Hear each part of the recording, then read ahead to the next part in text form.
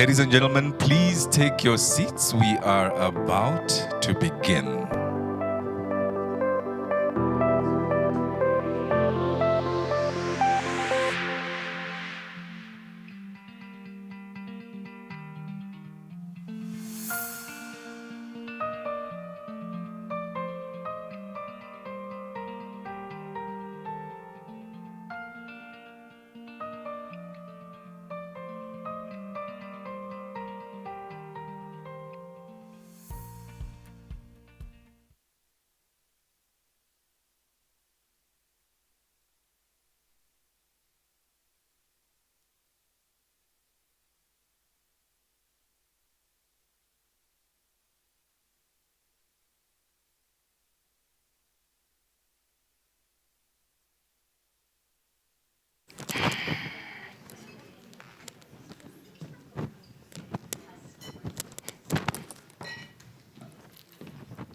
Good morning, everybody.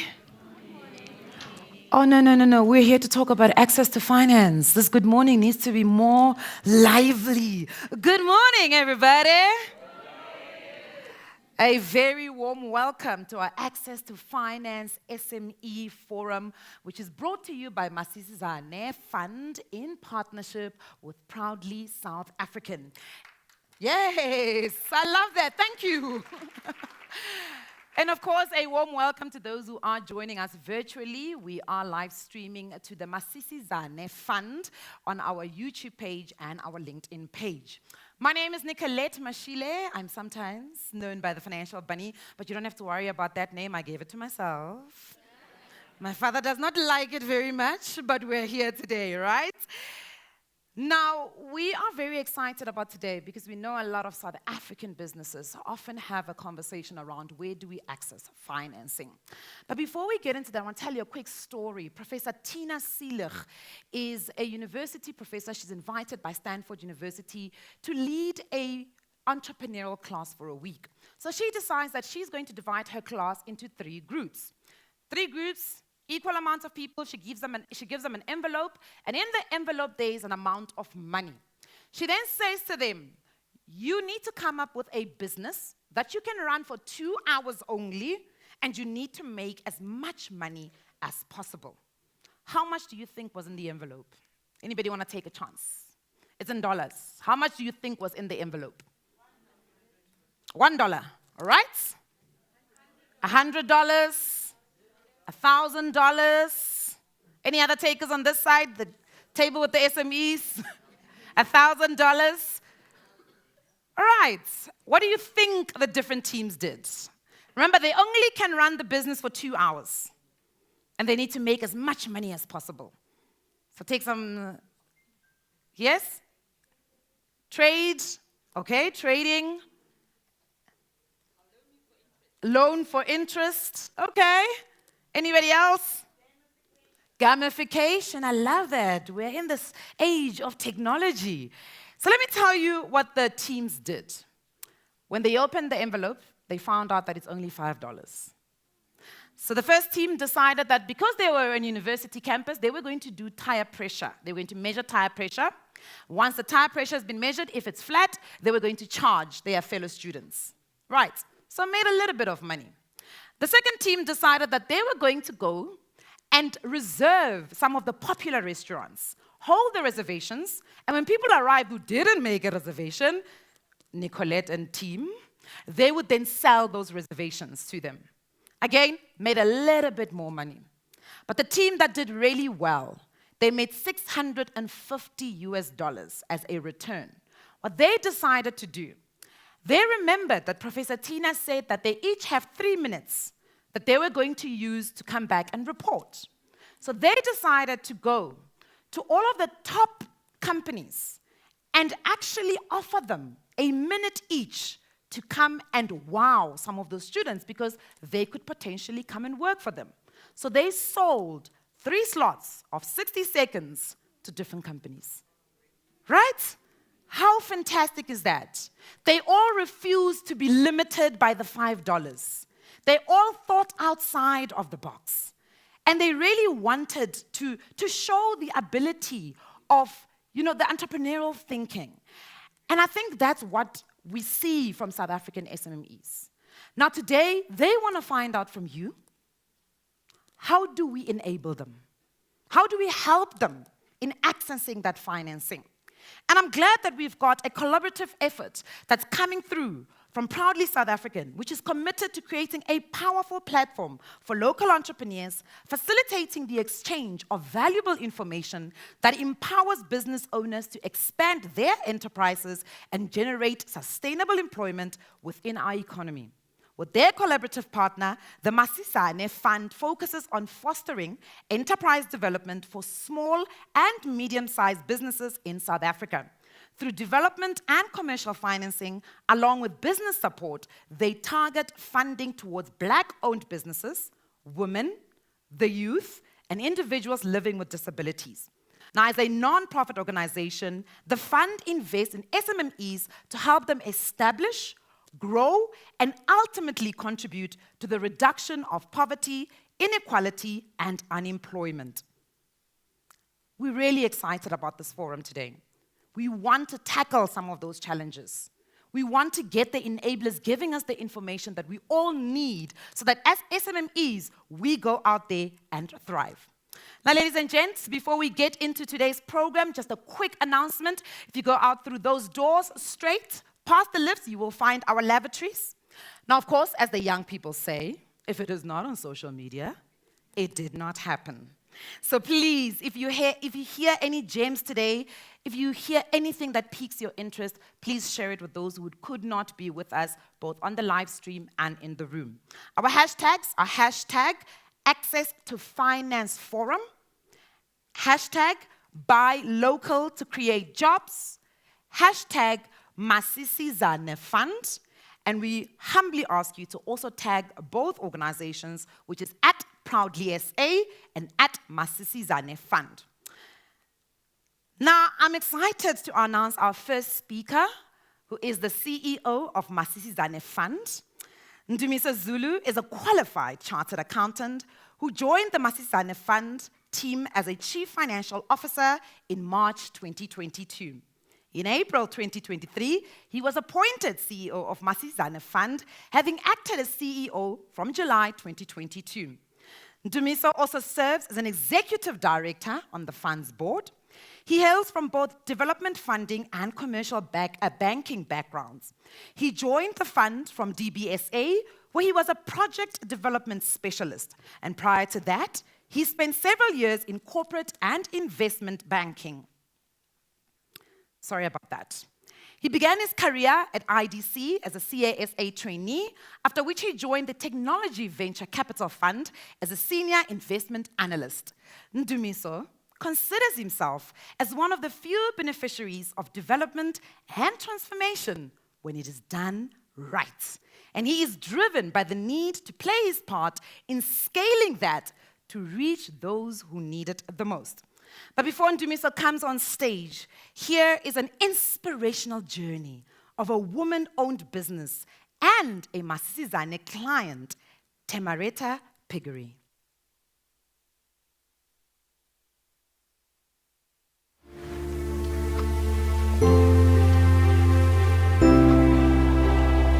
Farming is not for us.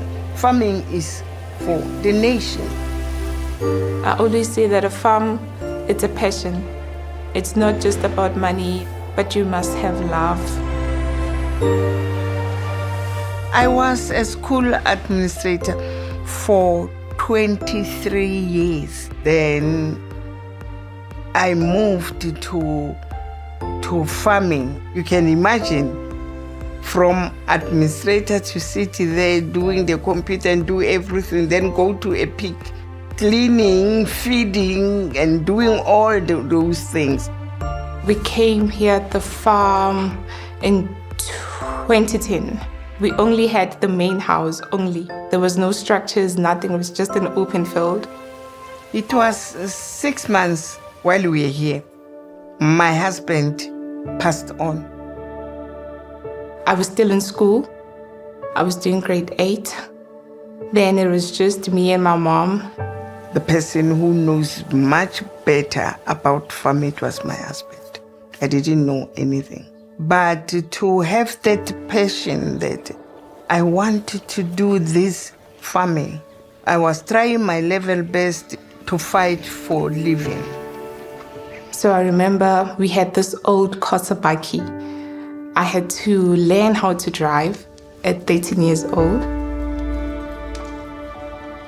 After just my divorce, then I came here to help my mom. I pull up my socks, tied up my shoes. Then is where I run now. I run with my daughter, doing everything. I was young, but I could tell that there was a little bit of a hustle, going on. We didn't have any tractors, we didn't have anything. We'll just plant spinach, go sell it by the nearby town. The hard times teaches you to go to another level. We had the beautiful structures, but we didn't have a product. If you don't have a production, you don't have a business. So Masisizane came to our rescue that time. Our mandate at Masisizane Fund is to try and assist Black-owned businesses, specifically focusing on youth, women, and people living with disabilities, assisting those entrepreneurs that ordinarily the normal banking channels wouldn't provide them with funding.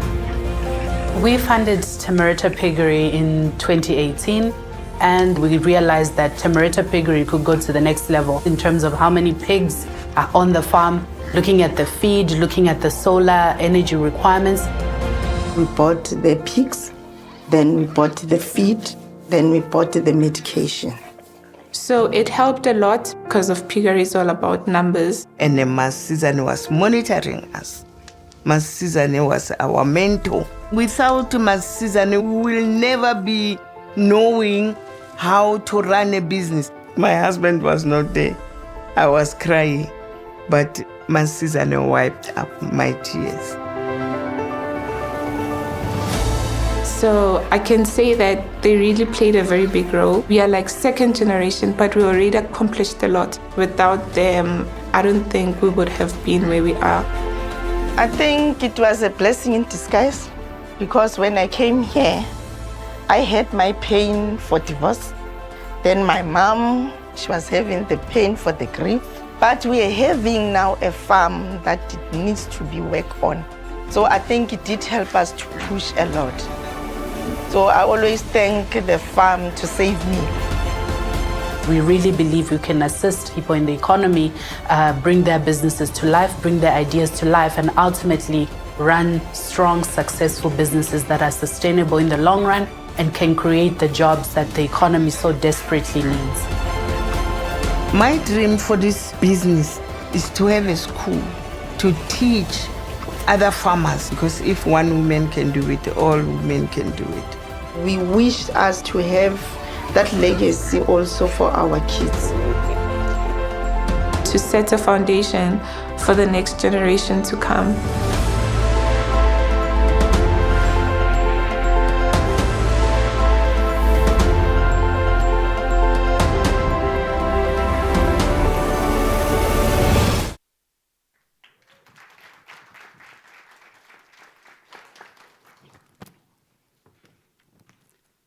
Good morning. Morning. I don't know if the applause was for the video or for myself. I'll go with what makes me feel better about myself. It was for me. Thank you everybody for the warm welcome and for joining us this morning. My name is Ndumiso Zulu, and everything you associate with my last name when it comes to me is actually true. So let's get that out of the way.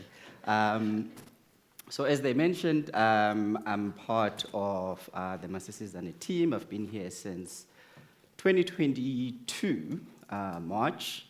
Very interesting time. In fact, I have a story about my first month here.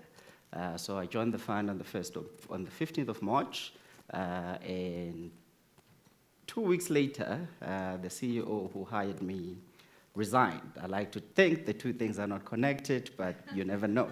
And about a month after that, when his acting period was done, we got a phone call. There are 4 very angry gentlemen at reception, and they're saying they are not leaving until they see the CEO. 2 problems. We don't have a CEO. Second, this is the back end of COVID. People were coming to the office once a week, and that just so happened to be our non-office day. So one of my colleagues was no longer here, had to get onto the phone and explain to them, and they basically agreed on condition that we come and see them the following day. So we go into the office. These gentlemen are here waiting for us. It's 3 of us. It's myself, it's my colleague Tabo over here, and then another colleague, Portia, who was not there. First thing that struck me was these guys look very angry. And they are very big. So I look around the room, I'm like, oh, if this goes pear-shaped, I don't like our chances here. So I sat right by the door and kept it slightly open, just in case. So it turns out the reason they were upset is because we had approved funding for them. And then at a later stage, when we were supposed to be dispersing or they were supposed to be receiving the money, we then pulled the funding, and they didn't understand why. And the reason we pulled the funding is because when we did the final background checks, FICA, compliance, things like that, it transpired that they were actually listed from a debt point of view because of another business that went south, so they were now listed in their personal capacities as well as in the business's name. And the amount they were listed for just so happened to be more or less equal to the money we were supposed to give to them. So we said, gentlemen, we have a problem here. And their argument was, you are lending this to this company. The issue you are talking about is to a different deal. Why are you mixing up the 2? So we explained to them that the 2 are actually a lot more closely linked than it may first appear. And that's really because at the end of the day, the business of lending, the business of funding is based on faith at its core. It's trust. I say the business of lending is for crazy people, and then bankers look at me funny, but I'll tell you why I say that. A stranger walks up to you with a piece of paper, says, I need you to give me 5 million rand or 10 million rand, I will pay you back in 5 years' time. If somebody walked up to you right now and said that, you'd laugh them out the room. It doesn't make sense. And yet you have an entire multi-trillion-dollar industry that is predicated on that premise. We give money on day 1 in return for a promise that somebody else that you don't know from a bar of soap is going to pay you back in 5 years' time.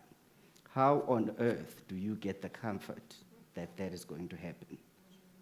Ladies and gentlemen, that is the crux of why access to funding remains a challenge, it remains topical. I can tell you, SMEs struggle to get finance. Funders struggle to give finance to SMEs. It's not for a lack of funding resources, but something is not clicking in the middle. Something is just not connecting. You get people with the resources saying, we have dedicated so much resources for SMEs. You have SMEs saying, who on earth is getting these resources because it's not me? And I'm hoping that the discussions today are going to shed some light, some practical solutions on how we can actually begin to tackle that problem. So back to my example, it turned out I didn't really need to use the exit I created myself. We finally found each other, and the gentleman walked away wanting to come back after they'd resolved their issue. It's been 2.5 years and counting. And really the issue is, and I always say this to business owners, your personal life, you might not immediately realize it, has a direct impact on your business. And the sad thing is you don't realize that when you're still making some of your personal decisions. It's only down the line when you're trying to raise finance, when these things come back to bite you, And unfortunately, at that point, it's probably too late to go back and fix it, because business, by its very nature, is time sensitive. So if you are dead listed, you probably don't even know about it. When you find out the process to go back and fix that, let's say you're looking for funding to acquire a business. The seller of that business is not going to wait for you to sort out your life. They're just going to move on to somebody else, and when they do, you lose the opportunity. But this is where it gets interesting for me. When that happens, then I hear people say, yeah, all these funders are the same. It's the red tape. You have to go from pillar to post. I got some bad news for you. The financial sector is deeply rooted in regulation, and that is a necessity. It's a necessary evil. Think of it this way. You have money in a bank right now, or I hope you have some money in the bank, otherwise we have a problem. The bank takes that money, lends it to someone else. But you are comfortable that if you went to the bank today, you'd be able to get your money, that if you swipe at, hopefully not Gucci, the payment will go through and you will not have problems. That faith cannot happen, it cannot exist without the trust in the financial system. And regulation is what drives that trust. So I got bad news for you, because FICA is not going anywhere. Anti-money laundering provisions are not going anywhere. So the discussion we should be having is, how do we make sure we comply in a way that is quick, in a way that is efficient, in a way that is not disruptive to business. It's not going anywhere. We need to find a way to better manage it. And the starting point as a business owner is to sort out your own financial affairs first. One of the recent developments in finance, it's this anti-money laundering provisions that say, back in the day, if you were funding a business out of the company, we just needed to know who the shareholders and the directors are. That's it. But these days, you'll find that somebody has a trust that owns a company, and that that company is who is trying to raise finance. Even though our relationship, the lending relationship or the funding relationship, is with a third company, the law requires us to go all the way back to who the ultimate beneficiary is. Because if we don't do that, we will find ourselves in trouble with the law. Some of you may have heard about where SME finds itself today. Some of you would have heard about the developments at Itala Bank in KZN recently. That's what happens when that is not done. Now, I know entrepreneurs get very uncomfortable about disclosing information pertaining to family trusts. It could very well be that it's a blind trust and you have your children there. Maybe one of the children you don't want your wife to find out about. I'm a Zulu man, so nobody understands like me. But the problem is the law says we must find out, so we must. What you then need to do for yourself before you start the funding conversation, get your financial affairs in order first. Because in our experience, that's the biggest stumbling block. Funding is not the only issue to SMEs. I'm sure in the discussions today we're going to talk about the actual existence in the market that you want to go into. One of my favorite stories, one of the speakers we had here says, somebody comes to him and says, Chief, the franchise industry in South Africa is 20 billion. If I can just get 1% of that, I'll pay your money back 10 times over, which is true. However, if it was that easy to get that 1%, every man and his dog would be going for that 1%, right? And that's one of the biggest challenges. And it touches on another issue that we call funding readiness. Not everybody who needs funding is actually ready to receive funding, which is a difficult conversation to have, because somebody's going to tell you, I know my business, I know I need money. What do you mean I'm not ready for money? There are things that need to happen for you to get to a point where you are fundable. And I think maybe as an industry, historically, we've probably erred in assuming that that aspect is already in existence. So maybe before we start talking about how much you need, we need to start talking about, are you ready to get those funds? And the risk, particularly in the development funding space, is that we tend to want to throw money at the problem. I have my targets. I need to disperse X amount of rands to SMEs in a financial year. My bonus depends on it. So what often happens is, I'm going to give you money even though deep down I know you're not ready. Earlier on in my career, I had a CEO at every credit meeting always finished off with the question, if this were your own money, out of your own pocket, would you fund this business? Obviously, I'm going to say yes because I want him to approve it, but deep down you knew. And funding readiness for me is that aspect we need to unlock. There is a lot of issues that plague SMEs, and I know we're going to discuss some of those today, anchoring around access to finance.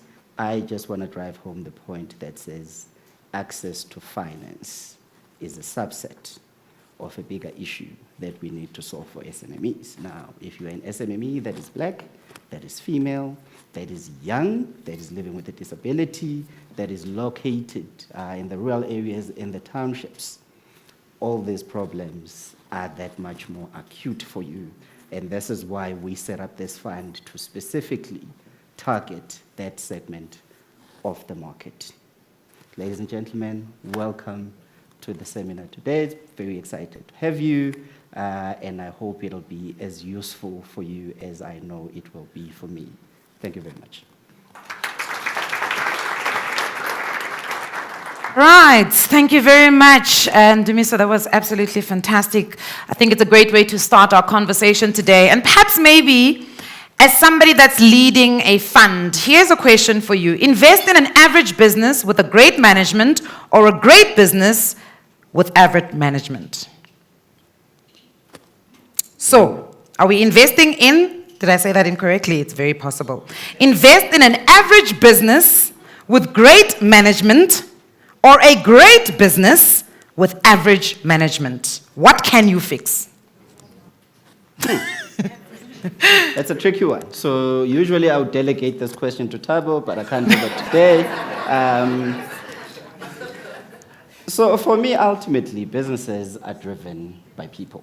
It doesn't matter what the business does. The people are the engine. If the business is average, the people made it average, the people can make it above average. But if the people themselves are average, it doesn't matter how great the business is, that business will not continue being great. Is there no opportunity to teach? When we talk about average for you, what would essentially be the characteristic of an average person? And what can we teach? Because people often say entrepreneurship can't be taught. What are your sentiments around that? So I think entrepreneurship for me, like leadership, it's a little bit of both. Some things are innate, but some things can be taught. But teaching depends largely on attitude. So you got to look and say, what makes this person average? Is it something within their control? Is it an element of laziness? Is it an element of saying, good enough is good enough for me? If that's the problem, you cannot teach that person. However, if it's a lack of skill or a lack of exposure, that's a different conversation. And we recognize that as a business, and part of our offering is one part finance, which I always call the easy part. The other part is business support. That support to get you from average or just good enough to being great. Unfortunately, it also needs to be funded. Everything of value costs money. Yeah. That's why we built that in as part of a blended finance solution. Fantastic. I'm going to quickly put one of the SMEs on this table on the spot. Let's try Sihle's Brew. Sihle's Brew. What has been the stumbling block? We've got the CEO here. We've got a whole team of fantastic speakers. We've got a whole room to support you today. What has been your stumbling block? Please, can you stand up for me, sir? Good morning. My name is S'onqoba. I'm a founder of Sihle's Brew. I think the stumbling block that has been in our way is mainly the main funding. I think it's the major thing was the COVID-19, which everyone never prepared about. And then when that happens, So everything changed, technology and everything changed, and unfortunately, where we used to make money, and we then went from that from 5 coffee shops to 0 coffee shops. So then, how then do you mitigate as a bank to able to help us to facilitate that transition, and then how then do you take out the red tape of being blacklisted, and then continue with your journey? So we know investors look to the future. So he's sitting with past performance, but the future looks shaky. Yeah, they did not prepare me for all this. My apologies. If I had known, I was not going to agree to be the first speaker. No, that's a great question. I think COVID-19, and it's not an isolated challenge. COVID-19 wreaked havoc across businesses, top to bottom. When COVID hit, I was still in corporate and investment banking, and one of my clients were clients in the hospitality sector. Those were the people who were hardest hit. And the first thing they did, they called all the banks into a room and said, guys, we went from making millions a day to making 0. That means we can't pay you anymore. We don't know how long the lockdown is going to last, but until the country reopens, we can't pay you. The challenge for us is we owe you, we owe pretty much everybody, and we have covenants that if we break, all hell breaks loose. So please give us a dispensation that we should not pay you until we can, and you don't breach us. What I find, and this links up to something else that we do across the wider Old Mutual spectrum, which is financial education, I find SMEs are reluctant to go to a bank and say, I have a problem, help me. The minute I give you funding, we are married. I know that scares some people in the room, but that's the relationship.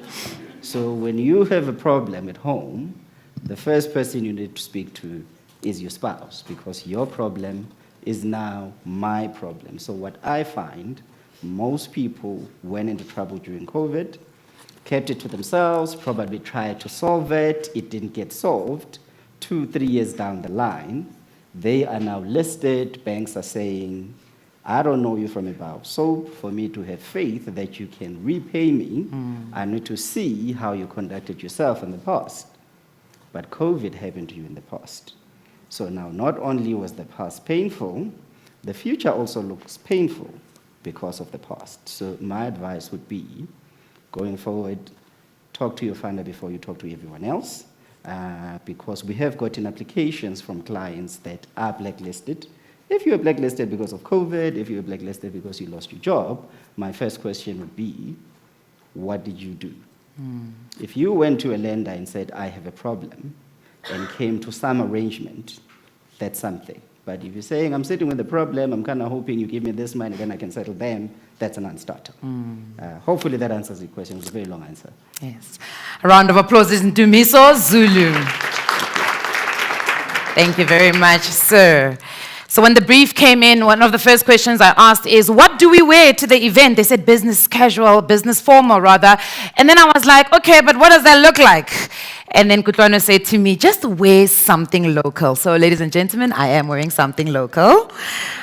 Can I go by a show of hands who's wearing local in the room today? Fantastic, fantastic, love it. And this is probably one of the biggest mantras, mandates, and the belief of Proudly South African. It is to make sure and ensure that South Africans are buying local, because when we do buy local, it means that we are creating jobs in South Africa. We don't need to have a conversation around the high rate of unemployment in South Africa. Now, next up is Janine van Straten, and she's going to be talking to us about localization strategy and and market access opportunities. Now, Janine van Straten brings with her extensive experience in stakeholder relations with a background as key client services manager and savvy professional communication skills as head of broadcasting, both positions held at Classic FM. With a degree in law and politics from the Rand Afrikaans University in 2003, Janine is passionate about South Africa, especially social integration, and cites the growth of the campaign's membership base as a key objective at Proudly South African. Ladies and gentlemen, please can you help me bring on stage the Executive Strategy, Stakeholder Relations, and Legal at Proudly South African. It's Janine van Straten. Thank you so much. That's a mouthful. Thank you. It's always my fear to climb on the stage with stairs, but luckily it's at least not too daunting.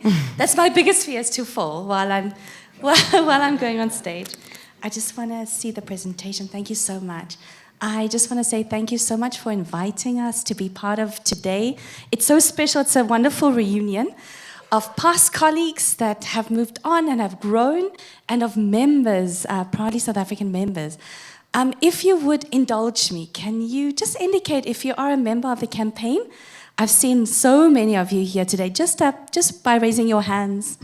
That's amazing to see. Amazing. Lovely to see you all. And for those who are yet to join, welcome. Sure.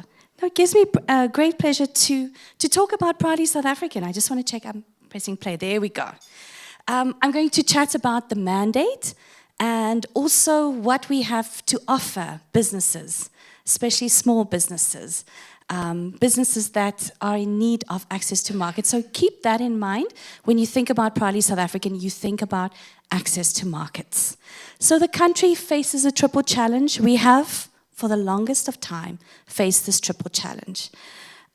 It's still, COVID hit us, there was looting, there were floods, and the struggle does continue.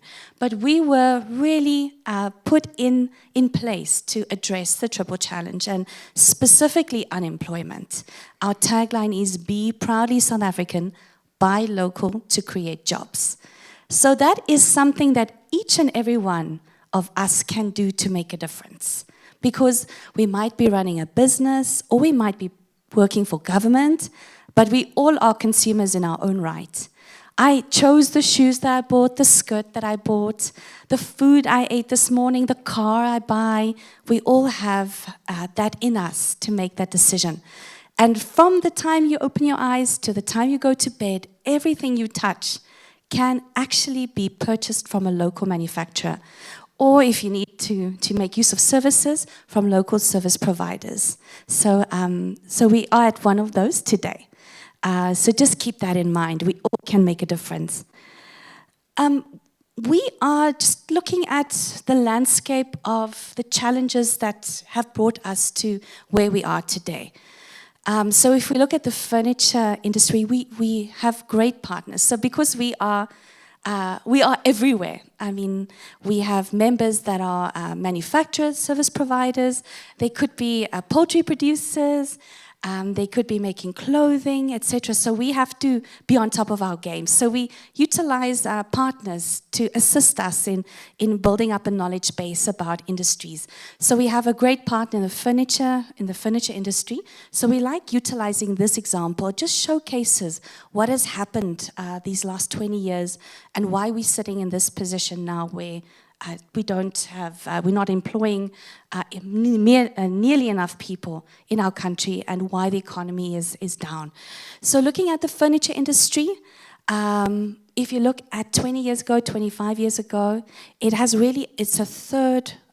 are a third of the plants that used to be in place. So we're looking at 3,500 plants compared to in 2020, 1,100 plants. It's a third. The industry is a third of what it used to be. Looking at employees in the sector, it's halved. There were 50,000 direct jobs in the 90s in the furniture sector. Now we are sitting at 25,000 direct jobs. So it really has halved. It's a dire situation.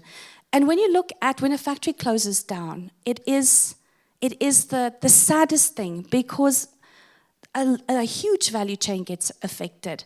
We all buy from one another. So if a factory closes down, then that people don't get orders, etc. And a lot of indirect jobs are also affected.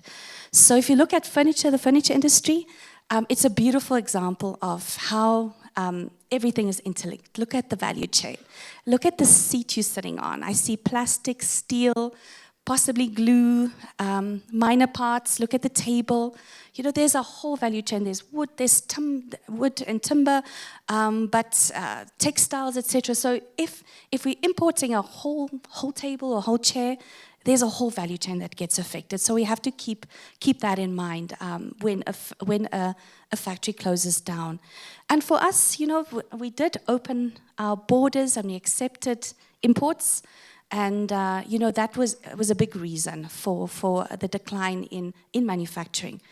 So the buy local, we call it a buy local phenomenon, is not special just to South Africa. Even the economically strong countries have a buy local campaign. I mean, if you watch a movie from America, you see the flags on the outside of people's houses. They're very patriotic. And when President Trump came into power, he said, America first. I think that was his saying, America first. And he really started trade wars, which is not great, but it's an example of how a leader of a country values the local businesses. And when Biden came into power, so too did he strengthen the Buy American Act. He made sure his federal government purchased local, more so than ever before.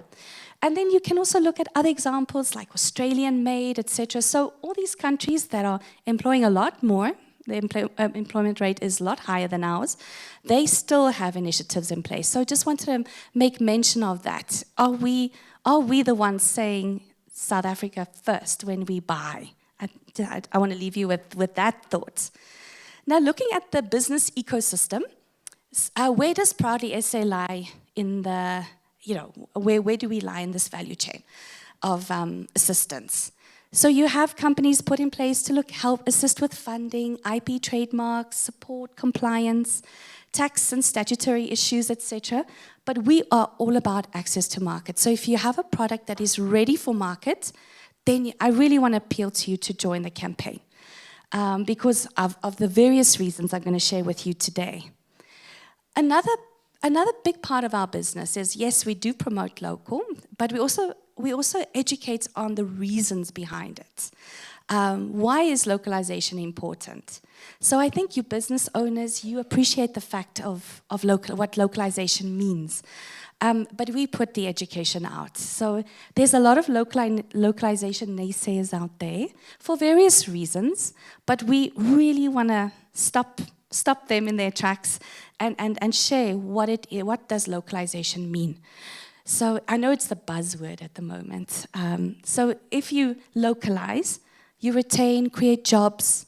You also promote skills development, economic development, empowerment, infrastructure development, increase in the GDP, and there's actually a whole array of reasons why it's important to localize.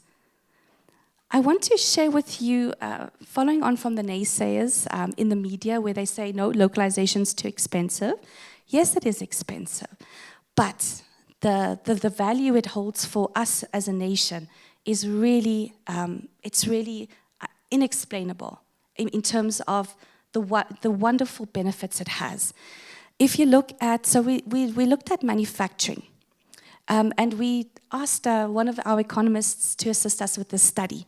So if you look at, if you invest 10% into local manufacturing, what could that mean in the medium term for the country?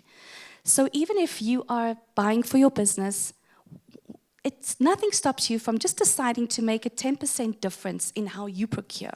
That's how you can invest, that 10% investment that we're talking about. We have on our base lots of member companies, big corporates that are actually putting out localization commitments and they're sticking to them. We have one member that's opening a factory, employing another, I think, 400 people So it really is phenomenal to see what corporate South Africa, the power of corporate South Africa, and how they can contribute to localization.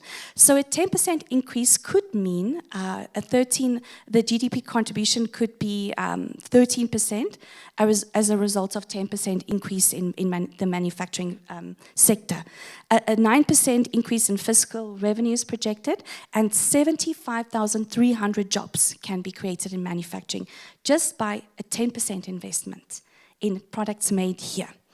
So it really is, I know it's a little bit small text to read, but it just showcases all the positives in terms of localization.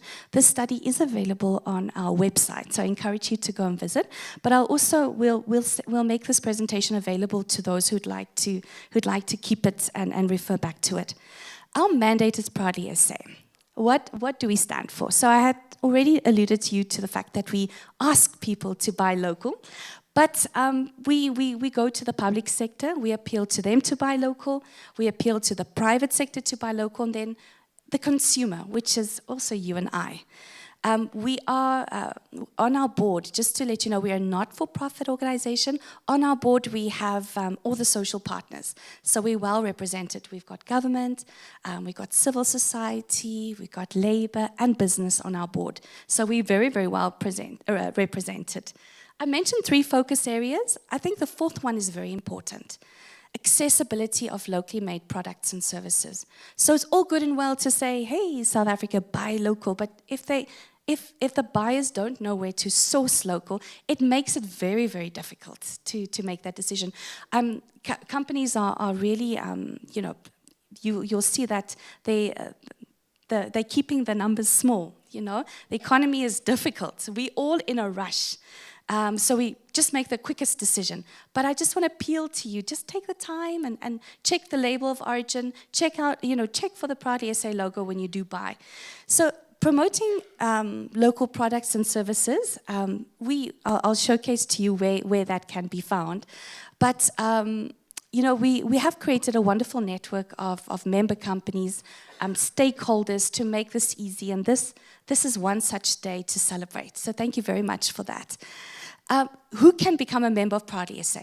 Any organization can, provided you adhere to our 4 key criteria. So on the left-hand side, you'll see our member logo. You'll see the colors of the national flag embedded in the logo. That's representative of local content. So if you're manufacturing, ideally, we'd love you to buy all your raw material, all your components from local manufacturers. But if that's not available, we do understand that you might need to import. Remember the furniture sector example I shared with you? Sometimes those materials are not available anymore. So we ask that the conversion, the assembling, the making of the product takes place in the borders of the country. If you're a services provider, are you a service provider? Are you buying from other local manufacturers? What is your supply chain looking like? So we're asking you to make those small changes. Then environmental standards. Are you as a business looking after the environment when you're operating? So we'll check for that. And then also, are you adhering to fair labor practices? Very important. If you're not adhering, then we don't want you as a member. You have to treat employees fairly and in line with the legislation. So if you do adhere to all 4 key criteria, you're eligible to become a member of Proudly SA. And there is a small membership fee, but I'll share that with you in a little bit. So Proudly SA's focus on access to market, looking at the private sector procurement. I made mention of localization commitment pledges. We hosted one dinner this year again, and we had received commitments for about 6 to 8 billion rand from about 20 corporates, our membership base, that they are going to localize. So that is a wonderful, it's a heartwarming session to have been a part of. But we're also putting them to task, so we'll be revisiting these commitments and seeing what they are doing to keep to them. So we're very, very fortunate. PG Bison is a member company of ours. 2 years ago, they committed to open another factory, so we'll be attending that launch in October. They make beautiful flat pack furniture for kitchens and really beautiful cupboards, etc. So the kitchen that you have at home is probably a PG Bison product. So it's wonderful to celebrate what we are doing locally. And their product is almost 100% a local content, which is a great celebration. So we're asking corporates, will you commit? And we're asking them to make those commitments. So we've gone to banks, schools, hospitals, the auto industry, retailers, manufacturers, and they have committed to sourcing various products locally. It's an easy task. And sometimes they don't even know that certain products are made locally, so that's where we come into play. We have the Market Access Platform. It's been a platform that's been long in the making, but we are very excited we're just about to launch. We've got our members listed on the Market Access Platform, and then we are going to corporates to request those commitments, but for them to also list on MAP, the Market Access Platform. So it's a great way for corporates to easily source locally made products and services, but also know that these companies loaded on MAP have gone through our vetting process. So there's a beautiful matchmaking exercise that takes place in the background. Corporates can load their tenders on the site and then meet our members through this platform. So that's one way we're promoting the accessibility of our members' products. This is just gives you a sense of how we do it. What I would like to say is we are going to corporates. We've got another event at the JSC where the JSC listed companies will be coming. We'll be promoting our site and asking corporates to list as buyers, to buy from our member companies. So we are going far and wide to make sure that our membership base is exposed to corporate South Africa. And I must tell you, the commitment is there. It really, really is there. We're just trying to make the task a lot easier. Other benefits for you as a member company, we have our annual Buy Local Summit and Expo. It's a wonderful celebration it gives you a snapshot of our membership base. We've got about 3,000 members. 200 of them are able to come through to exhibit at the Buy Local Summit and Expo. We also have a conference that runs at the same time. But the big thing is the last 2 years, we have brought on board a matchmaking expert. So we organized about 800 or so meetings for our members to meet with buyers, and we are also following up to see and nudging and assisting our members to see if anything came from those meetings. So for us, I know the big ask is always retailers, so we're doing a lot of work in that space. We did work with the clothing, textile, footwear, and leather retailers. I don't know if whenever you shop, when you go to TFG, Pick and Pay Clothing, you'll see all the highlights of locally made products, Woolworths even. So they really have come to the party and have really transformed this industry by mere fact that they are now stocking their shelves with more locally made products. We're also on a big drive to get our members onto e-commerce. We've got one of our members here, Take A Lot. I know Tepo will be on stage a little bit later. But we'd like to make it easy for our members to enlist on online platforms. We are asking for an incentive, so give our members, waive a listing fee or make it cheaper for them to come onto your platform. Allow our members to use the Proud SA logo. I don't know if ever you source online, you don't always know where the product comes from. So if the Proud SA logo is there, it makes it easier for you to make that choice. So we're asking that our members use the logo, and then what we would like to do is we'd like to drive South Africa. When there's festive season campaigns, back to school campaigns, we want to drive them to these sites so that they can source locally.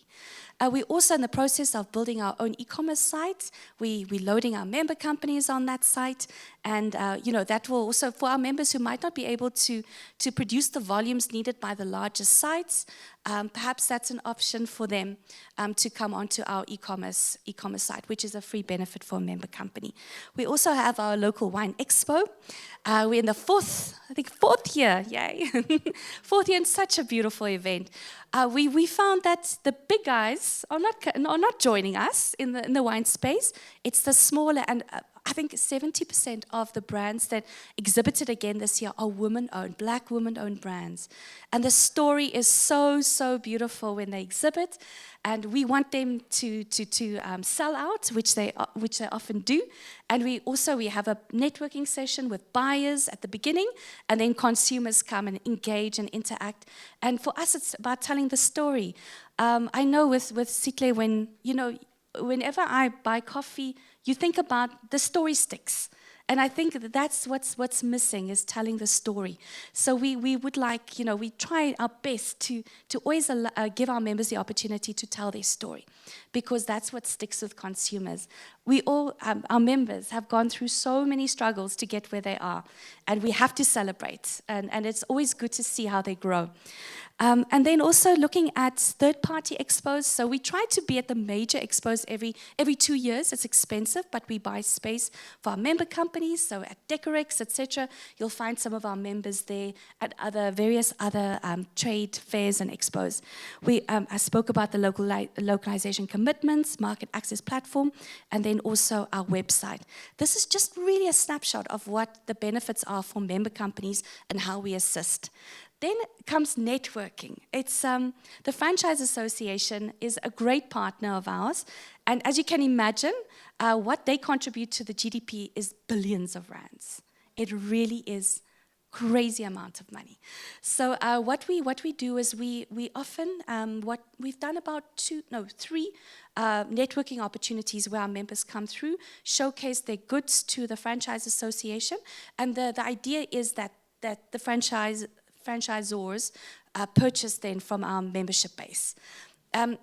I know sometimes you think about a shop that sells chicken, or one of those stores. I don't want to favor any brands, but you think about the cleaning products that is needed to clean all the stores, because it's usually centralized procurement. So we really want the franchise sector to buy from our membership base. So we are looking at ways to strengthen that, to do that again this year. So we're quite excited about that initiative.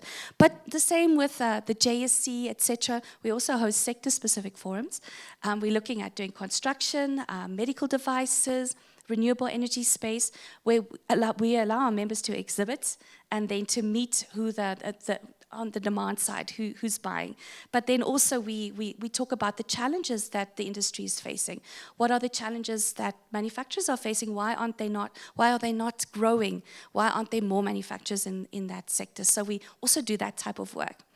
Then when it comes to the public sector, we're also appealing to them to buy local. So if you're a member company of ours, if you want to do business with government, and you are not yet listed on the Central Supply Database, you can by virtue of your membership. It's just a click of a button, you'll integrate onto the CSD. You must give us permission and you can be on the CSD. But for the first time ever, and we're so thrilled with National Treasury, they are allowing our members to utilize phrasing like local content, which is wonderful. So if anybody's buying for government, and that policy of that entity says buy local, then at least the buyer knows where to source local products on the CSD. And we also have there's a hierarchy, so we ask that local manufacturers be on top, because we don't want somebody to buy with a laptop and a cell phone and import product from China. That's not local, even though the buyer is local.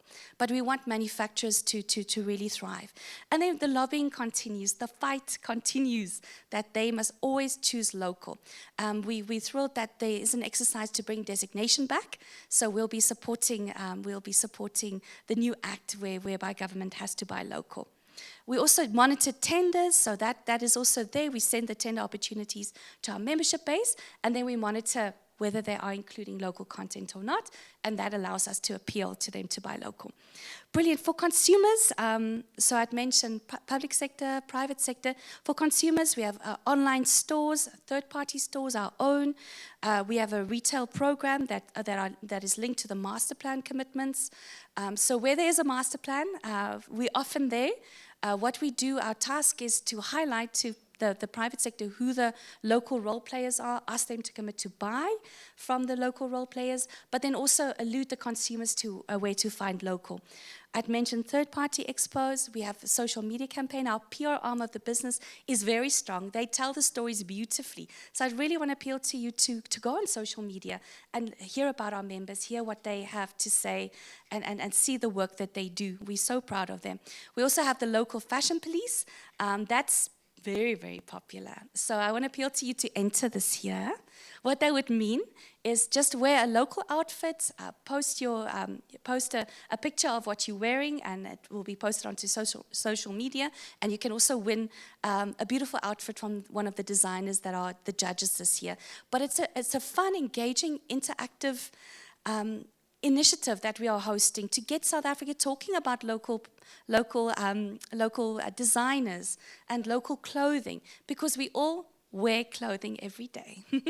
So we can make that choice. So we keep the conversation going. We have Black Friday campaigns, festive season, back to school, and the list does go on. I want to, before I take you through to the last slide, I want to leave you with this ad. It's a very heart, it pulls on the heartstrings. This ad, before we produced this ad, in 2020, the country came to a standstill completely, and we couldn't import anything. So we were worried. We were worried, how is business going to thrive? How are we going to live? But you know what? The local companies kept us going. So our first ad before this one, Dr. John Carney is such a great supporter of ours. He was the president. And he said, we have all these beautiful products made locally, but we're importing, so it's time now. So it's game time. So this is the final match. We're in the finals here. So take some time to pause, think about your procurement decisions. And this ad here is called Halftime. So now we've gone through the first half. Now it really is the last chance. It's the second half. So it's all about the legacy that we leave behind.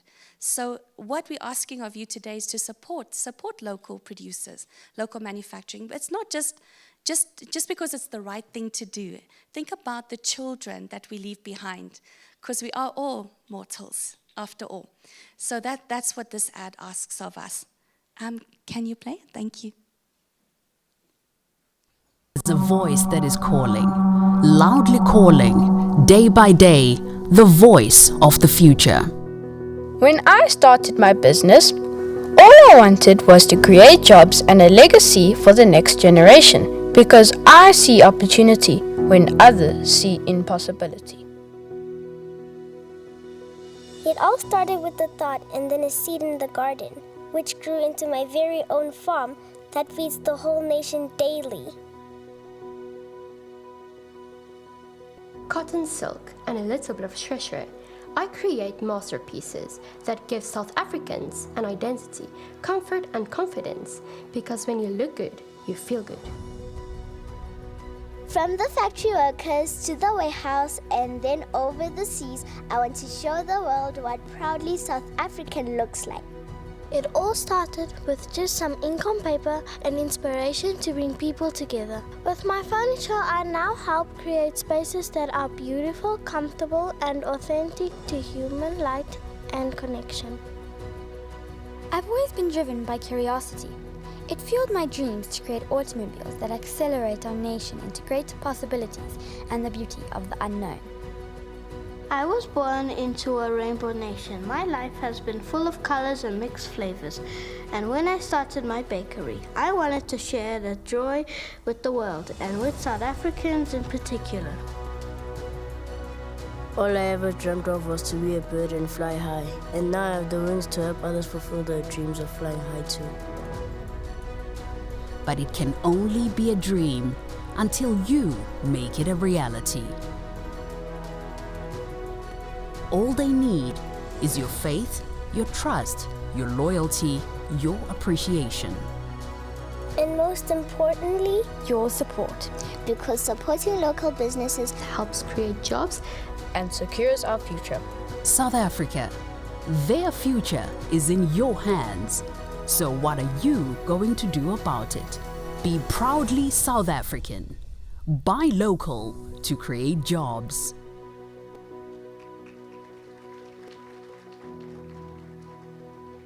There's a voice. Thank you so much. That is the QR code if you'd like to join and you're not yet a member. And then I'd like to just take your membership fees. If you are, I have to sell. If you are turning over 5 million rand or less, the membership fee is 500 rand per annum. That's it. So it is affordable. So please, I encourage you all to join. And thank you so much for the opportunity, Mr. Zulu. Thank you very, very much. Really appreciate it. Thank you. Enjoy the day, everyone. Janine, before you come off stage, thank you very much for that. A quick one. In the current economic climate, I mean, we're all looking forward to the 19th of September, hopefully a rate cut. But we also saw inflation coming down, so also, again, quite exciting. But people still push back and say buying local is expensive. So how should SMEs respond to that? It's an interesting one. I tell you why. It depends how you pitch it. Because if you think about a designer making a beautiful clothing brand, if there was a case with Shreshwe not so long ago, I think it was, and it was Gucci or someone, I don't remember. But anyway, it was 40,000 rand for a jacket, and the local equivalent was 7,000, if I remember correctly. So it's all about pitching, where you pitch the brand. So local is, it might be more expensive to buy, say, a designer outfit, but if you think about going to the stores, it's actually quite affordable. So it depends on pitching, but also what I'd like to say is the retailers are finding that buying from China is actually more expensive than sourcing locally. It has become very expensive. So I think you'll see that the change in pricing coming down, but I think Tepo will probably talk about, from Nicolette will probably bring up, talk maybe about Shein and Temu and all the can of worms that come with those sites. But yes, it is affordable to buy local. But if you pitching for a luxury brand, it will be more expensive, say, than something that you could get from one of those other sites, for instance.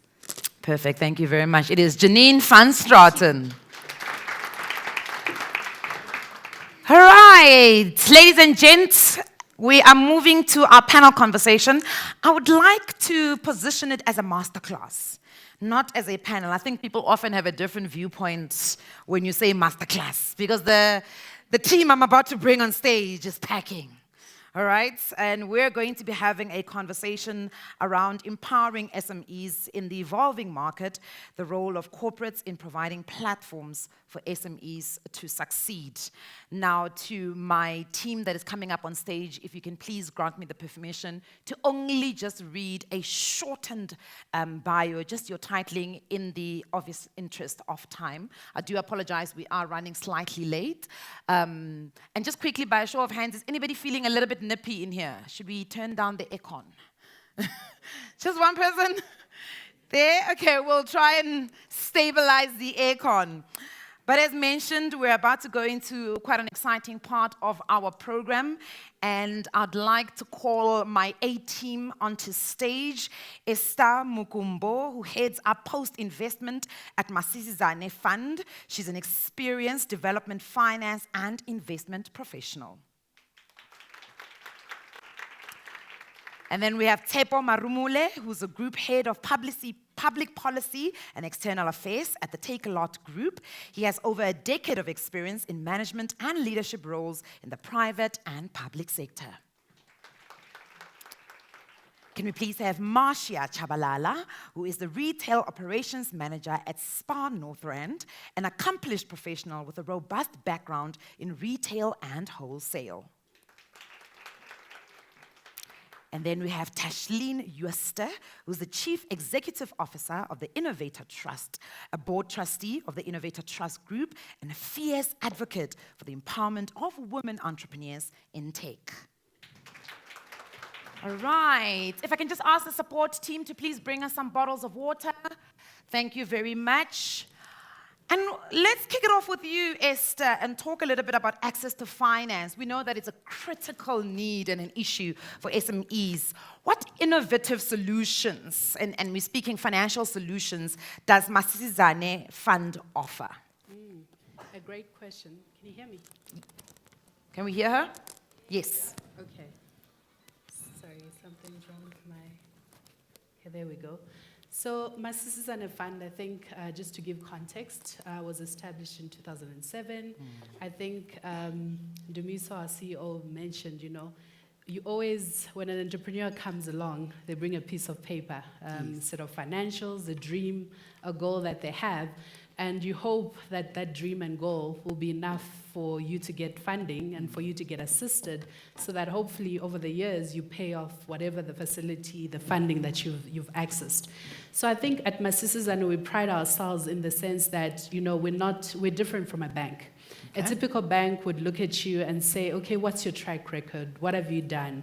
Who do you supply? What is your business model? How are you generating revenue? From a Masisizane perspective, we look at ordinarily businesses that wouldn't be funded by banks.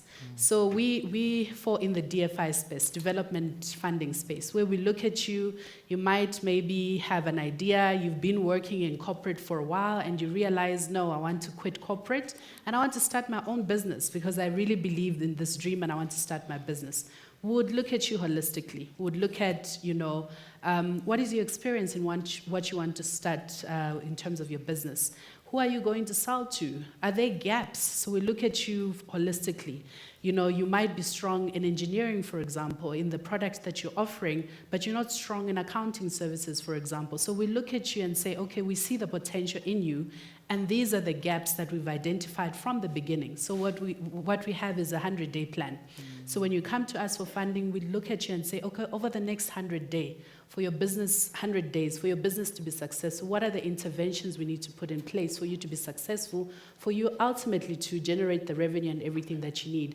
So we look at all key aspects, and we look at you with the potential, the future in mind.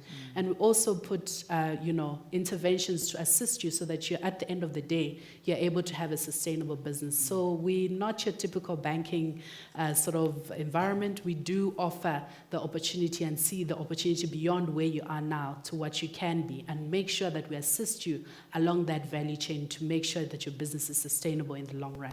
So those are some of the interventions that we have at Masisizane to assist entrepreneurs. So entrepreneurs, SMEs, seem to be scrambling all for the opportunities that are available.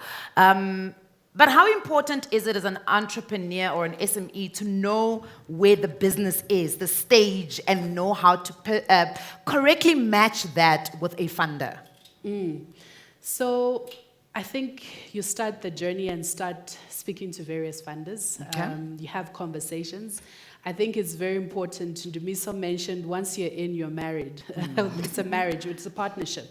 And it's very important for you to look at who fits into what you're trying to do, because different funding institutions have different funding opportunities, but which funder actually identifies with what you're trying to do? Will they support you? Do they offer additional support outside the normal finance? Because yes, you've gotten finance, but there's so many things that you need to do to be sustainable in the long run. So you need to make sure you identify who are the possible funders, and there's various funders. Funders that, for example, manufacturing is their strength, IT, for example, is their strength, technology. So you need to make sure you match yourself with who actually talk to various people, get an idea of what they fund, and then try and then work with those, because those will be the ones that will assist you to where you're trying to get to. All right, thank you very much. Esther, Thabo.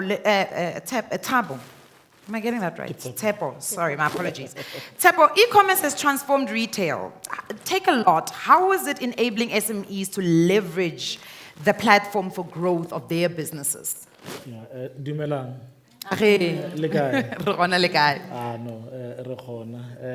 Firstly, thank you so much for inviting us and allowing us to interact, especially with women-owned businesses. I think at a personal level, as an individual, I'm quite passionate about what we do to enable and support women businesses and women entrepreneurs. And there are a number of things that I'm going to say later on where we have a deliberate focus on women businesses. I think if we can empower women as a society, we stand a chance of achieving the aspirations we have for our country and our society. And I think we've got to be very deliberate about that. So really happy to be here. And my departure point in terms of what we do as Take a Lot is our internalization of what the Constitution of South Africa really puts as a serious burden on our shoulders. The preamble to the South African Constitution starts with we, the people of South Africa. You know, it doesn't say we, the politicians. It doesn't say we, the government. It says we, the people of South Africa. And we, the people of South Africa, make decisions every day when we sit in the boardrooms that we sit on. What is it about the decisions we take that internalizes and reflects our understanding of what the Constitution asks of us? So Take a Lot as a marketplace is a homegrown business, and I think it is important always to share this, is that Take a Lot as an e-commerce business is a business made and built by South Africans. We've got 400 engineers that have built the software that is the platform, you know, and we compete head and shoulders against the very best in the world. I think many people always ask us about what are we doing about the new entrants that are coming, whether from America or from China, you know. But we are competing toe to toe, notwithstanding that they're sitting with 2,000 and 3,000 engineers that are supporting those businesses. With the 400 engineers, we really are formidable. So when we look at funding and access to markets, our point of departure as Take a Lot has always been in the value chain of small business development, of entrepreneurship development. What do we stand to offer that nobody else offers? Okay? It's important to not replicate what other people are doing.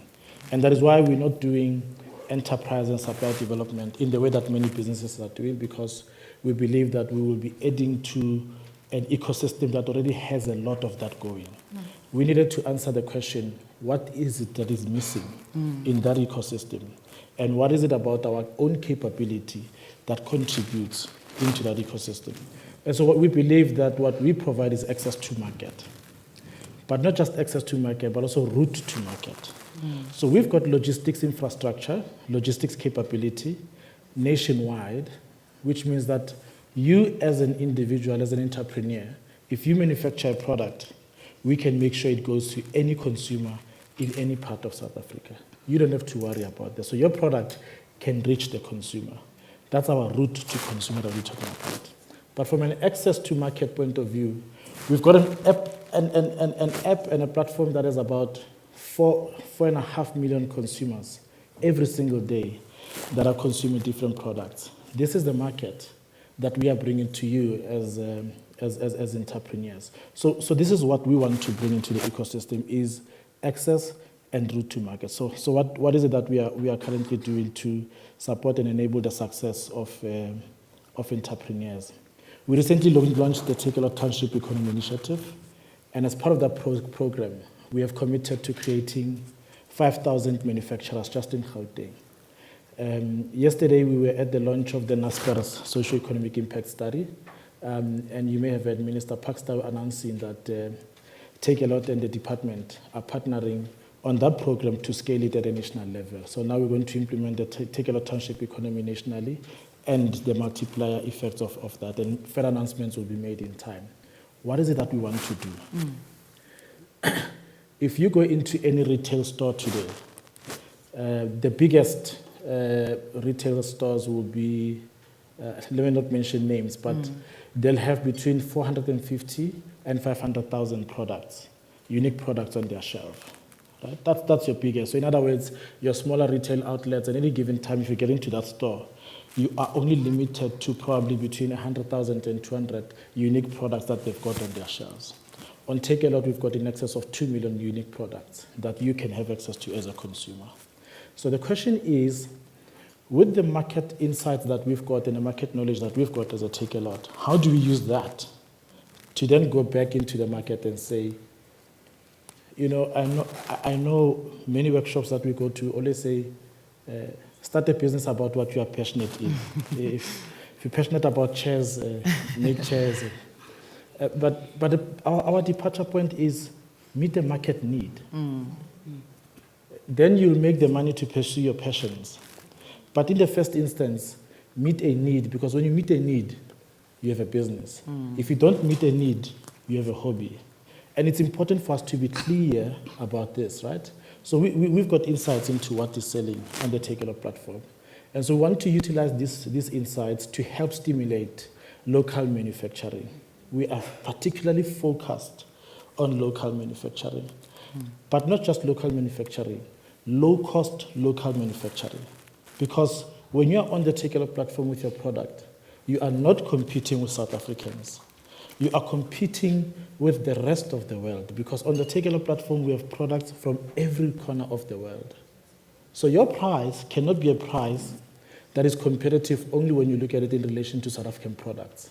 From a price point of view, it's got to be competitive when you look at it in relation to the rest of the world. And we know there are parts of the world that have got very, very low production costs, but there are a number of interventions that we are doing to support the achievement of low-cost manufacturing for that competitiveness on the Take A Lot platform.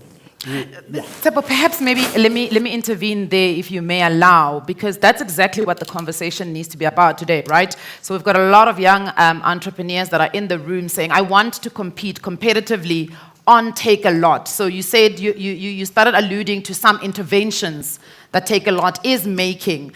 Can you maybe speak to those? Because I was noting down 2 million unique products. How many of those are South African? And what are those interventions to help somebody who's sitting in this room, as Sihle's brews here, loads it on Take A Lot, but there's 50 other different brews of coffee. How does he compete? No. So fair enough. And I think it's a good example. So he will be competing with a whole host of coffee brands on the platform. So part of what we do, we have developed a growth model. So we've got the world's leading brands, and I don't want to mention them, but we've got the world's leading brands on Take A Lot, and you'll see, when you open the app, you'll see their adverts, you'll see their banners there.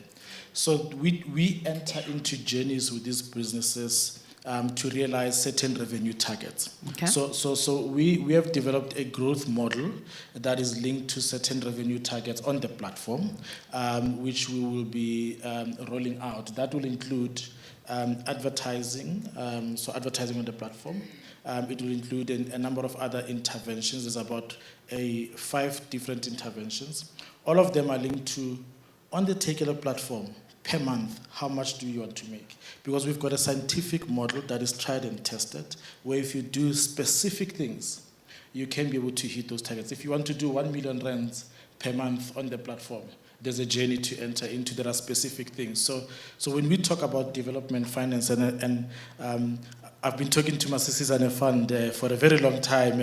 One of the reasons why I accepted was hopefully this time we can get down and sit and have an agreement, because this email thing is not working. So now we are here, so we don't have an excuse. Let's make this thing happen. But part of what we look into this to say, we are not in want of money. We are in want of money that can demonstrate clear ROI. That's our problem. This growth model that we've developed gives you that ROI, because if you spend 50,000 rands or whatever the rand value is, we can tell you the trajectory of your growth on the platform over a period of time. That is the most clearest, most direct, most concrete mechanism that we've got that provides entrepreneurs with a clear view of what their growth trajectory and growth strategy can be. I don't know, perhaps I'm not understanding. Because it sounds like even the guy overseas can do that, can enter into the journey. So maybe I want to put it on ice for 2 seconds, right? And come and bring Tashlin into the conversation, and maybe we'll come back to it, because I need to understand, and I want my example to be Sihle's brew. Sihle's brew is on Take A Lot. Sihle needs to compete with all of the other coffee brewers. How does Sihle, I mean, he can have 50,000 and say, I've got 50,000, I want to sell 50,000. You give him a journey, perfect. But how does he then compete? That's what I'd love us to tap into. Tashlin, let's talk a little bit about Innovator Trust. I know that you're quite big on mentorship and technical support. Maybe if you can just take us through how that helps SMMEs in the market, because often the first thing SMEs think is, I need funding. Yes. 100%. So the Enterprise Development and Supply Development Program of the Innovator Trust has been running for in excess of a decade. And what we basically do is not just specifically mentorship per se. Our programs run for 2 to 3 years, and that is the ESD program, and then we have an acceleration program, which is about a year. So nothing on the Innovator Trust programs is a one-hit wonder. It's about growing sustainable SMEs, and I've heard that earlier, the term sustainability keeps coming up. Because ultimately you want an SME that can thrive in an environment and survive in an ever-changing environment. We've also heard about COVID earlier. And it's not just COVID, it's load shedding, water shedding, all the sheddings that we've had that affect SMEs. And ultimately, that's an ever-changing environment, right? That's one. But two, you have this entire environment of digital transformation also taking place. So SMEs need to gear for that. So this is where the Innovator Trust comes into play. It's not just about creating workshops, which we do. There's workshops specifically for finance, for HR, negotiation skills to place you in front of clients, etc. Then there's a layer of mentorship. Then there's a layer of digital enablement, especially to address the digital transformation era that we are currently in. And then we have another layer to address coaching. Why is coaching fundamental? Many of the entrepreneurs have anxiety in their business, they have extreme stresses, and if the driver or the jockey in the business is not supported, it affects how he runs his business, his or her business. And ultimately, we need to have a foundation of coaching as well. So our ESG program specifically speaks to a holistic view of an entrepreneur. There are KPIs in place that also track specifically revenue generation, employment creation, accreditations that SMEs need, certifications, software development. So we track all those KPIs in order to assess whether you actually have a sustainable SME at the end of the day. And often what happens is a lot of funders complain that the recipients or the beneficiaries don't show up for the post work that needs to be done once they've been funded. Perhaps let's talk a little bit about some of the SMEs that you guys have worked with at Innovator Trust. How receptive are they to the coaching and the mentoring and the follow-throughs? If I can just add, when COVID hit, we had a 91% sustainable success rate of all our SMEs on our program. Wow. And that literally, thank you, but that speaks to what interventions you put in place. So when an SME receives the funding, it really is fundamental to keep track of that. And SMEs, they don't want a handout. They're not looking for a handout. They're looking for the support and the guidance on that journey at the end of the day. So when you ask me, how receptive they are, they're extremely receptive if you explain the program from the start, what the outcomes ultimately are, but also you place success factors in front of every entrepreneur. You can show them what the other entrepreneurs have achieved that have gone through a program such as that. I have just had the honor while I was sitting there receiving an SMS from one of our SMEs who are alumni. And they've been on our program for they were on the program for about 5 years, but currently we know them in the network as the family of Innovator Trust for about 7 years. Literally still messaging to find out, do you have the details for X? Do you have the... And they've grown from a 4 million rand business to an 85 million rand business through the program. We have... And those are the success factors. You can grow from a 200,000 rand business to a 1 million rand business in a year, or alternatively into a 2 million rand business by the end of year 2. But that does take a significant amount of effort and work from the entrepreneur themselves versus just looking at, I'm going to get the support or I'm going to get the mentorship. It really takes effort, it takes time. And understanding, and I think that comes back to when we're talking to the Masisizane Fund, and earlier I think Mr. Zulu referenced, the compliance and the regulation factors. Innovator Trust specifically focuses on compliance and regulation for SMMEs. It is such a bane, it is such a challenge for SMMEs. But by the time they leave, it's clear. There is nothing we're going to get if we don't have, one, our compliances in place, and two, our finances in place. Annual financial statements, you know, when you walk into a client's office and you can show that happiness, you know, at least one step. But many of our SMMEs, and I can't speak to the SMMEs in the room, but understanding your finance is critical. Make sure you have a financial accountant or you have a finance tool that you get training on. And that's another aspect. Every single SMME on the Innovator Trust receives either a financial tool or a financial accountant, or we ensure that we pay for their financial accountant. Because no SMME will leave the Innovator Trust without having annual financial statements at the end of the day. Thank you very much for that, Tashlene. Marcia, let's talk a little bit about local sourcing. How is SPAR ensuring that SMEs and local manufacturers are integrated into the supply chain? I know you're a buyer yourself, so maybe you can talk us through how you are integrating them, but also give us maybe a bit of a success story. Good morning, everyone. So one of the things that people don't know that SPAR currently has is a small supplier development program, which is available to the public. I'm not sure if how many people that are in here are actually aware of it. Oh, I'm glad to see that there are people that are actually on it. You can register on it, and one of the benefits of it is that, firstly, as I'm going to allude to what the likes of Ndumiso and everybody else has said, is to make sure that you are compliant. If you're going to get into a food or retail space, there's certain things that need to be in place, like your COA, for an example.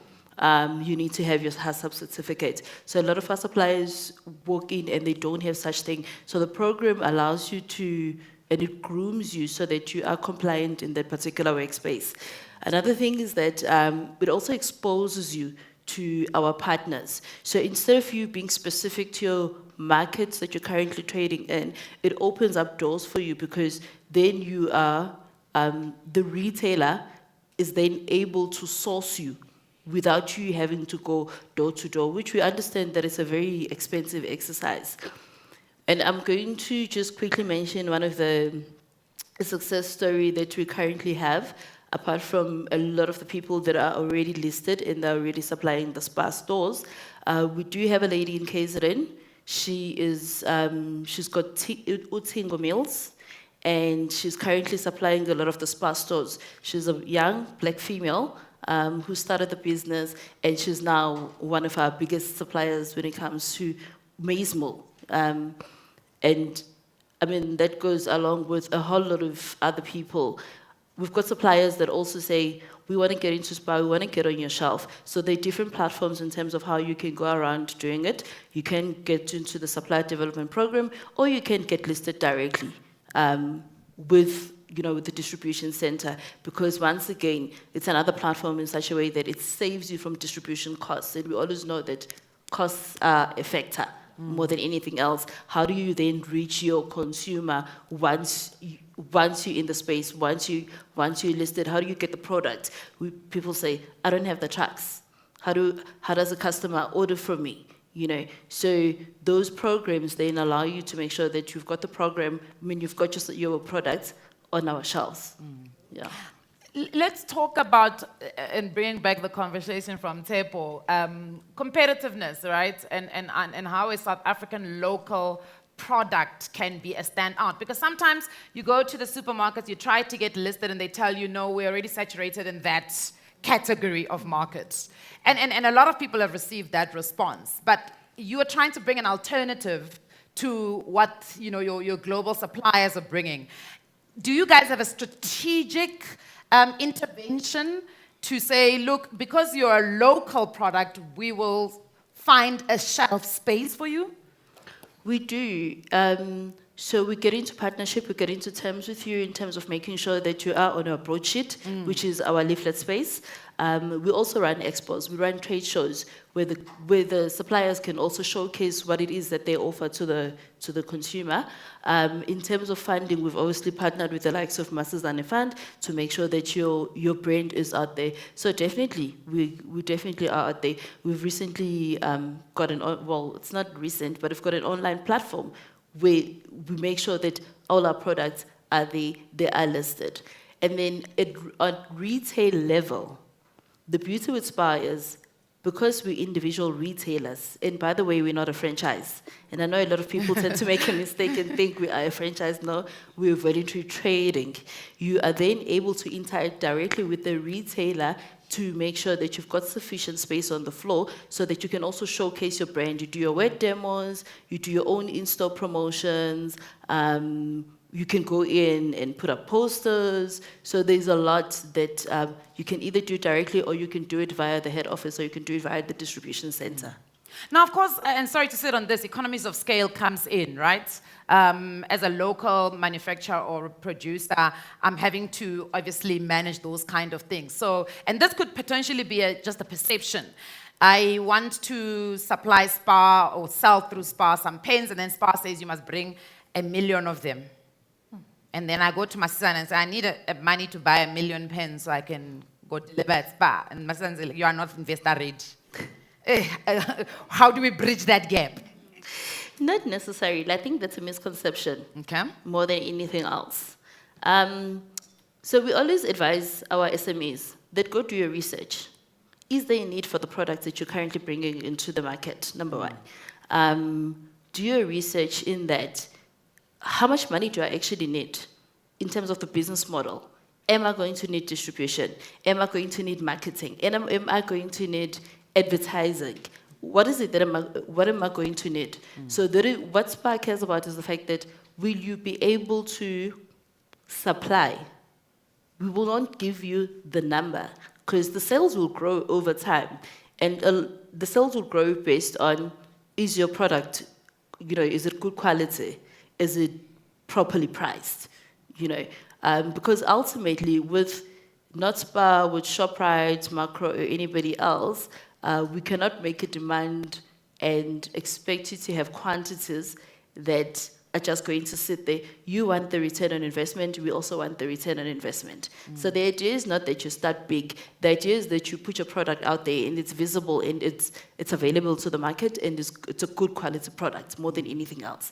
And the rest, we will support you. In addition to that, obviously there are certain programs and upskilling of our suppliers that we do also provide in the background to make sure that your business is sustainable. Because when your business as an SME is sustainable, it means we are also sustainable. It means that there's a demand in the market.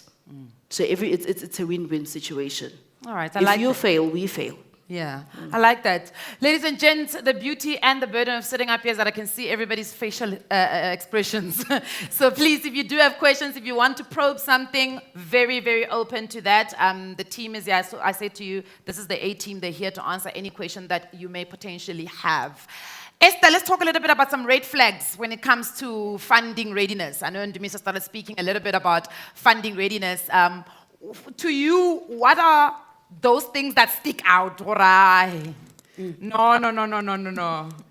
It may, and maybe I'll give you an example. Sometimes we think we're running businesses, but we're self-employed, right? So we've got everything, but you are self-employed. You know what I mean? So maybe you can take us through your top 3 red flags. So I think, we spoke about it. One, the entrepreneur. You cannot separate, as an SMME, sometimes you cannot separate yourself from the business. Sometimes there's that interlinking where you don't have a set salary, so whenever money from the business comes in, it goes. As funders, what we don't want to see is we give you funding for the business, and next thing we see a Porsche or Ferrari. So we want to see... But I must thank myself.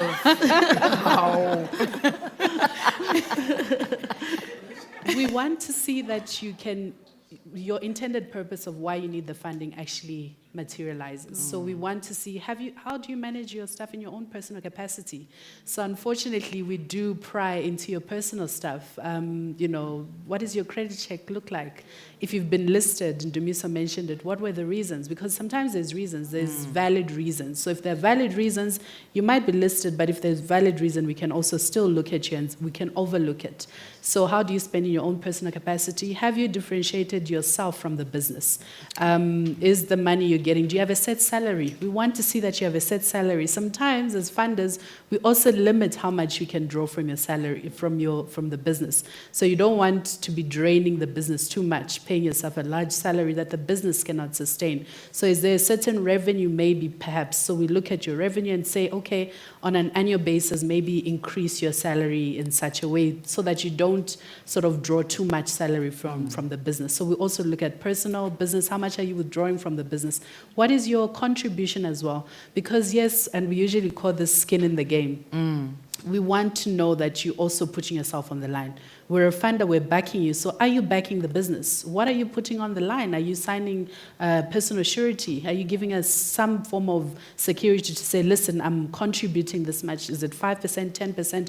And then Masisizane Fund, if you're youth, you get preferential rates. So we can sort of top up the contribution that you have, for example. If you're a woman, youth living with disability, all of that stuff counts more, weighting. We can contribute in a certain way to assist you reach the contribution that you need to start the business. So those are the sort of things and red flags that ideally you don't want to, as a funder. Do you give us financial covenants? I think Tash mentioned it. You should be able to have financial records. Do you keep financial records? Do you actually understand the financial records that you're keeping? So half of the time we'll get financials and you see certain items and it's not balancing. Then we ask you, but how are you making these decisions? If you're running a business, you should be getting management accounts, which will tell you, okay, this is how in the past have performed. What are your forecasts? Are you forecasting, Ndumiso said if, 20 billion, if only I get 1%, does it sound reasonable or not? Because half of the time you're saying you're going to capture 1% of the market and it doesn't materialize. Sometimes you only have one contract. And if that contract, something like COVID happens and that contract is gone, do you still have a business? So those are the questions that we prod and ask that I think as entrepreneurs, when you're coming to get funding, you need to think about these things before you approach us for funding.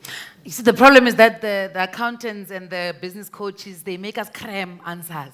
And then you get there and they're like, these numbers are not balancing. Now you don't know what to say because they're cooking the numbers.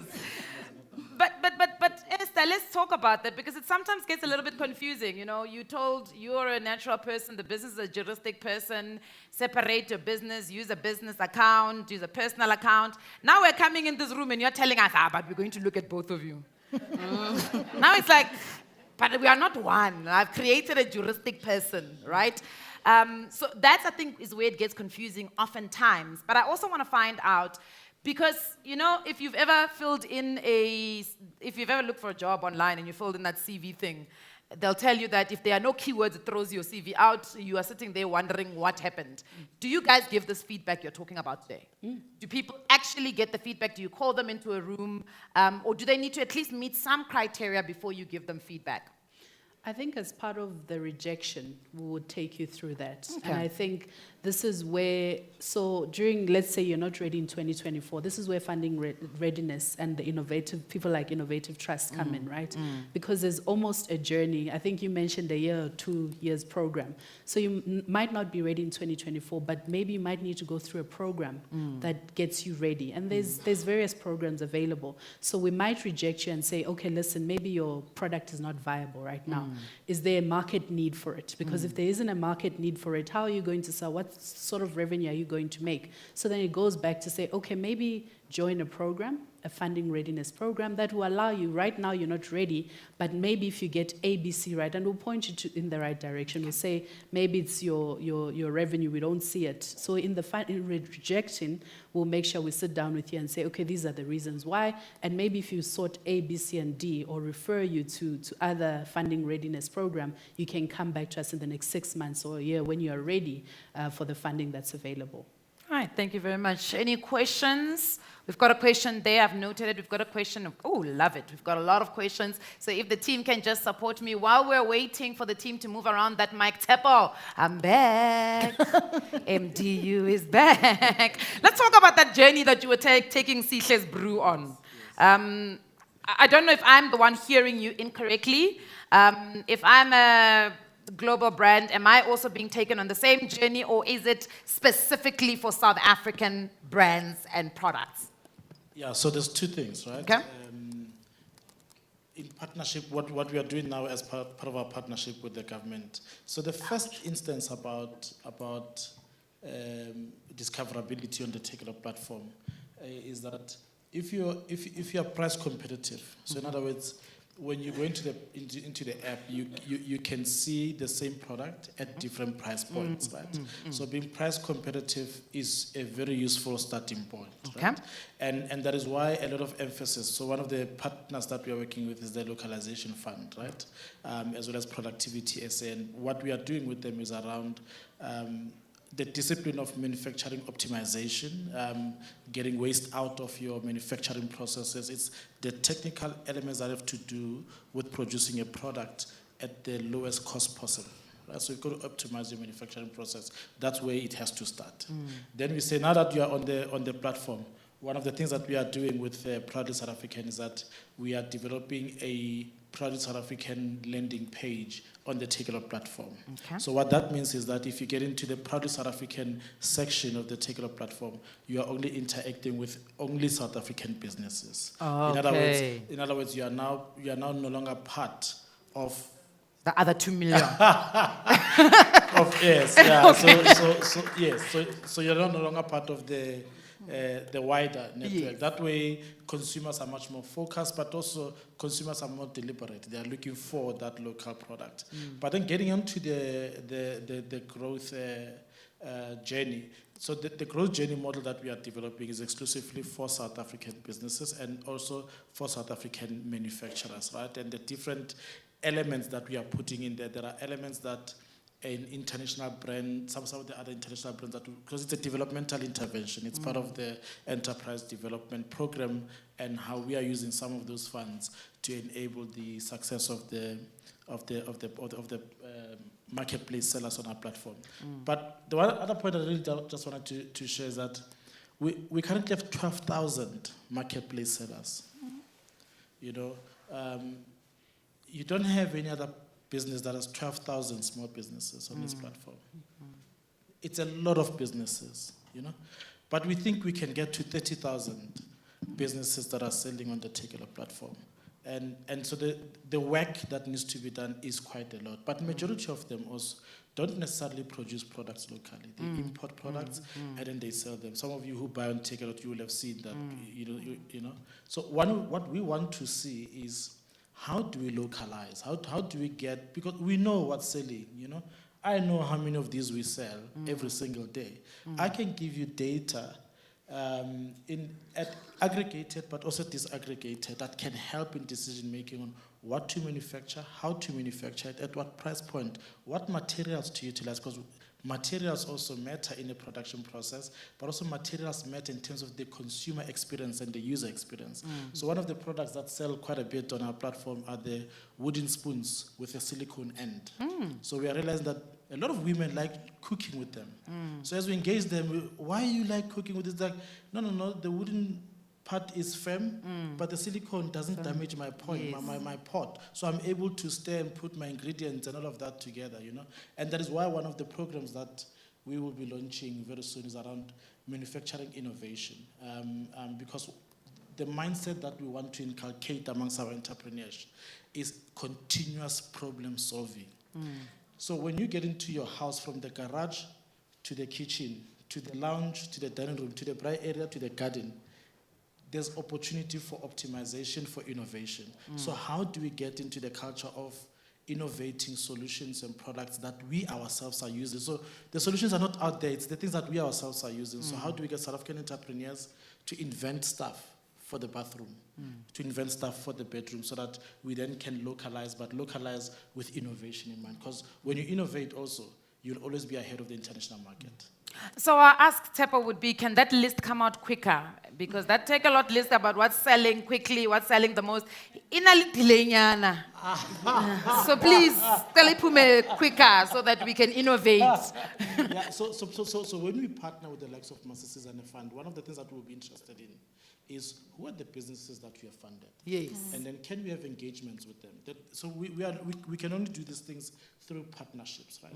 But obviously, all of these things have got to happen in a way that is compliant with the law and the requirements, because you can't be anti-competitive. So we've got to do it in a way that is, so we can't be irresponsible in terms of how we manage this thing. There are laws, there are rules in South Africa that we must also always observe as we do these things. But certainly, it's the thing. If we are invested in Project South Africa, it's a no-brainer. In fact, it's a program that everybody in this country who sells to consumers should be doing. We should be saying, how do we do import substitution? All of us can do it. Majority of us are selling products not made in South Africa. But we can change it, and Take a Lot is really playing an active role, and we're invested in seeing this succeed, and that's why we are happy with the partnership that Janine referred to with Project South Africa. Nice. We've got a couple of questions here. Okay, perfect. We'll start there with you, sir. Good morning. Thank you very much to Noel and this opportunity by Masisizane. My name is S'onqoba Vuba. I represent a VC fund.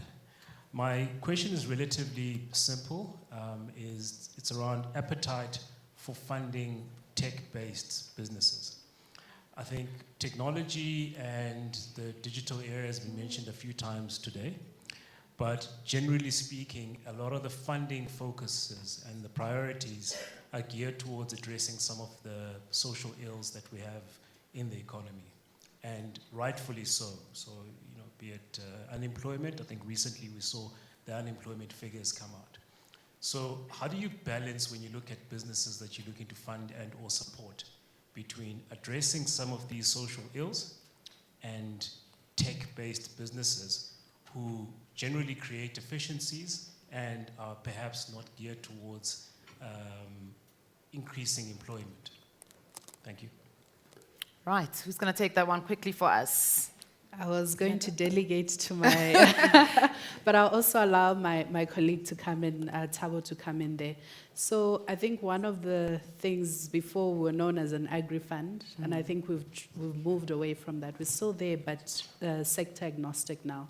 So we do, where it fits in with our mandate, we do look at it. It also looks at, is it viable? What stage is it at? Are you already have a product? Do you have a already viable product available? And then we take the conversations forward. I know there are a couple of deals that have been done, and maybe Thabo can jump in here, that have looked at the IT tech sector, and I know we've got our colleague here from Next 176, which also focuses on that. So maybe I'll I'll delegate this one to Thabo, my colleague there. All right. No, thank you. A great question. So SA has highlighted that previously the fund was a limited sector focused fund, right? So we're focused on 3 sectors primarily: agri, franchising, and supply chain development. And that's why for a long time the market knew us as an agri-funder. Fast forward 2022, we then said there's a number of SMEs that we're not supporting as a result. So we are now an industry agnostic fund, and tech falls part of that mix. So we certainly look at tech opportunities, but later stage opportunities that have demonstrable traction or with a clear milestone to profitability. And that's where we come in. The early stage, and this is where S'onqoba then come in, looking at the much earlier stage tech opportunities.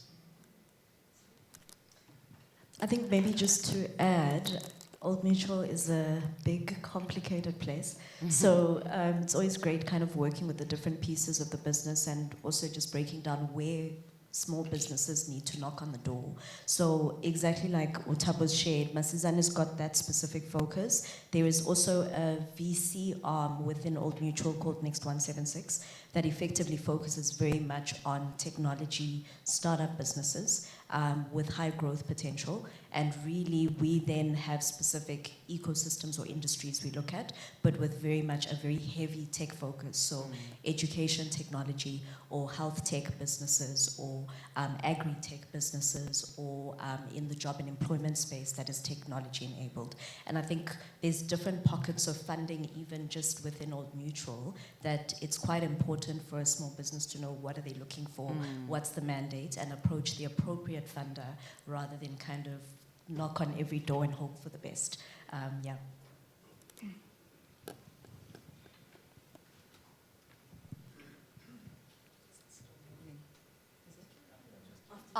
Good afternoon. Are you asking us a new question? Just hold on for me for 2 seconds. Tash, I think you could also contribute to that last question. So just to add to that then, I think from our side, the support is predominantly for tech-based businesses. So the Innovator Trust supports only ICT businesses. So it's tech-based. And I hear you wholeheartedly when you say, you know, sometimes you are, you know, there's no increase in employment numbers immediately. But what we do is we consider each business, whether it be a software development company, an IoT business, whether you are in fiber analytics, you're laying cables, etc., whether you are doing LAN cabling, networking, etc., within the buildings, whether you are providing servers, etc. All of that's obviously within the tech space. But ultimately, many of the businesses that we support can come on board as a 1- or 2-man business. And they can grow exceedingly well, because within the tech space, it's about collaborations and it's about creating partnerships, which also brings me back to why funding, that question that we always have, why is funding, or the access to funding, the challenge? And I think we need to take a step back as SMEs and as entrepreneurs, is identify what that line item is within the business. What does it represent? What is it that I'm short that I need access to funding for? And when you understand what that line item is, there could potentially be a collaboration with another business. There could potentially be a partnership with another business. It's not necessarily that I need to specifically go to a funder for that funding. There are other avenues to look at and to start with first. But when it comes to the support of small businesses, and this is SMEs under 50 million, yes, the support is there, whether you're in the tech space as a single business, or whether you're currently employing 30 people, whether you're currently employing 105 people. All right, thank you very much. I'm just quickly going to ask if we can take those questions in a batch so that we can facilitate the responses of them. Thank you, Ma. Thank you. The first one is for you, Esther. It's a clarifying question. So firstly, what's the range for the Masisizane Fund? But 2, really for clarity, I'm not sure if I got this. So you're a development fund, right? And the understanding is that you're a little bit more lenient. So I don't think I got the answer quite correct around this Sihle Brew's situation, where there's a business that has shown profitability in the past, there's a clear engaged audience previously, they go through a difficult time. Is there any cost-correcting interventions that are there in Masisizane, or you completely you say if you've had problems in the past, start somewhere else and get ready and then come back to us? It's just, if you can clarify that. And just the last one for Take a Lot. You've mentioned that you guys have a lot of, obviously, the sales and market insights around the demand. Does that only become available when people become your marketplace partners, or is that information accessible if we reach out? All right, thank you very much for that. We can take the next question. Yes, hi, I'm Tapsile Ndlovu from Amile Wines. This is for Take a Lot. I did the application, uploaded the products, and then you guys didn't have the distribution liquor license. So it stopped the whole process of me partnering with you guys. And it was so difficult because I uploaded the products, spent 6 months doing the criteria that you guys needed. And then every month I'm asking, okay, when are you getting your license so we can be... So I just wanted to know, what are you doing to fix that? All right, thank you. Can we take a question? We'll come back to this table if we can take Halima. I think it's on. Just tap it. Yes, perfect. Good afternoon. Yes, my name is Masisizane. I'm the founder of Chinese Ginger. Just one, this question is referred to Mashia. If you can just bring it close. Okay. Yes, This- thank you. Sorry, this question is referred to Mashia. Okay. I have put my product into 2 spas, which is Bona Valley and Corporate.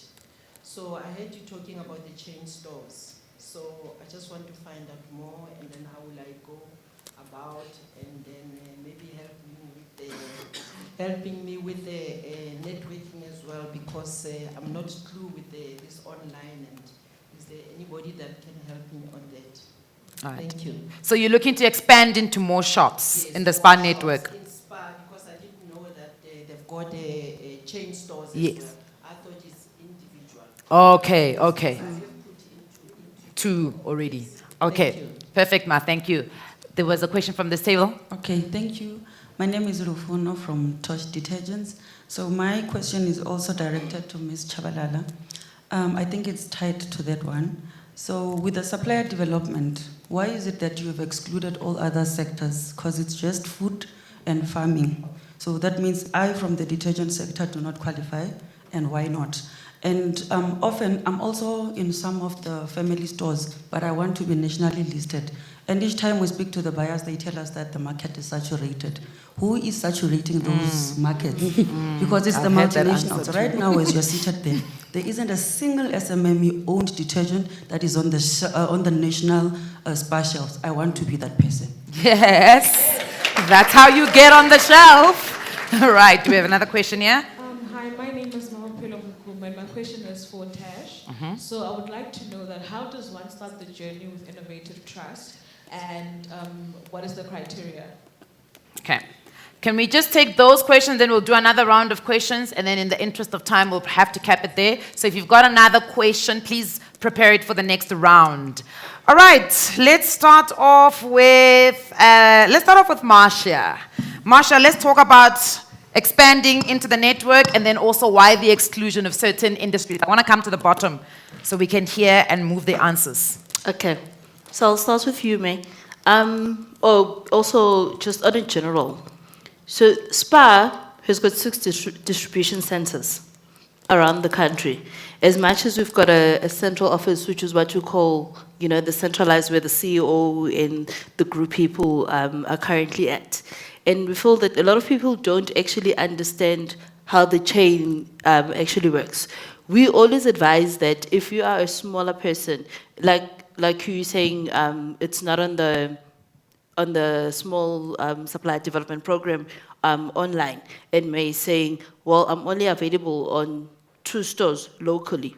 There is an option to go directly to the distribution center without actually having to go all the way to central office. You speak directly to the buyer. So it's always easy to just get an appointment. You speak directly to the buyer and say, I want to list this product, and they'll give you the requirement in terms of what is required. Then you can either be listed and come through the distribution center, or you can be what we call a drop shipment supplier, which you would deliver directly to the store, but you've got a direct relationship with the store, but your books and the payments, we will make sure that you get your payment. So we become almost like a third person, if I can put it that way. In your particular case, where they're saying, well, the product, the market is saturated, we'll have to go back. I'm not a detergent buyer, so we'll have to go back and just find out what the issue is there. But however, there's always an opportunity. Another alternative with the SPA, because it's retailer owned, is to also go directly to the retailer themselves.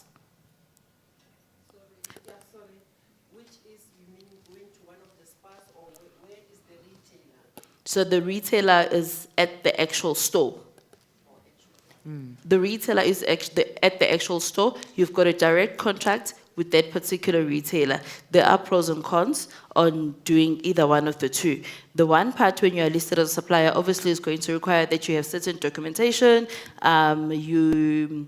there are contracts, it's what people would say it's tedious and it's got red tape, but financially it protects you because then it guarantees that you are going to have your payments. You will have specific trading terms, if I can put it that way. If you go directly with the retailer, unfortunately, because we're voluntary trading, we don't have, we don't have a view of your contracts between you and the retailer. It sort of puts you at a financial risk. If that retailer at the end of the day doesn't pay you, we can't intervene because now you're a direct supplier. So there are ways and means in terms of how you can go about to get your product on the shelf. It's not just one way only. So directly to the retailer, or you can become a listed supplier, or you do it on a regional basis, or you can do it at a national level. Marsha, while we've got you, we've got a question that came in from online. Somebody wants to find out, does the SPA procurement process focus solely on just physical products, or does it also look at somebody who is a service provider who wants to directly provide service to the SPA group? We've got service providers. So we've got different departments at SPA. We've got IT departments. We have a training department. We've got learnerships. We've got training and development. So yes, we do have service providers that we outsource. Not everything belongs to SPA. So some of our IT systems, like the gentleman was saying, it comes from an outsourced company. Our learnership programs, we would outsource. We are affiliated with certain SETAs. So you come in, you do the training in-house or retail training as well. So yes, we do outsource certain things. Some of the people that are suppliers as well, we are supplying a detergents company for an example, but you don't have promoters. Yes, we can outsource that for you. All right. Okay. Mewa Tosh, are you satisfied with the responses? No, I'm not. You're not? You've got a follow-up? Yes, please. Can it be quick in the interest of time? Yes, please. The thing is, she said we can also go to the family stores directly. As a business owner, you go to a family store, you drop ship 10 boxes. Where is an opportunity for growth there? Where else you can open up about 30 stores, and then it makes financial sense for us. So all we're requesting is an opportunity. Why don't you say to us, bring the stuff to DC, or who do you speak to? When you speak to the buyers, they tell you it's saturated. You sit here and you tell us there are opportunities. Where are they? How do we access them?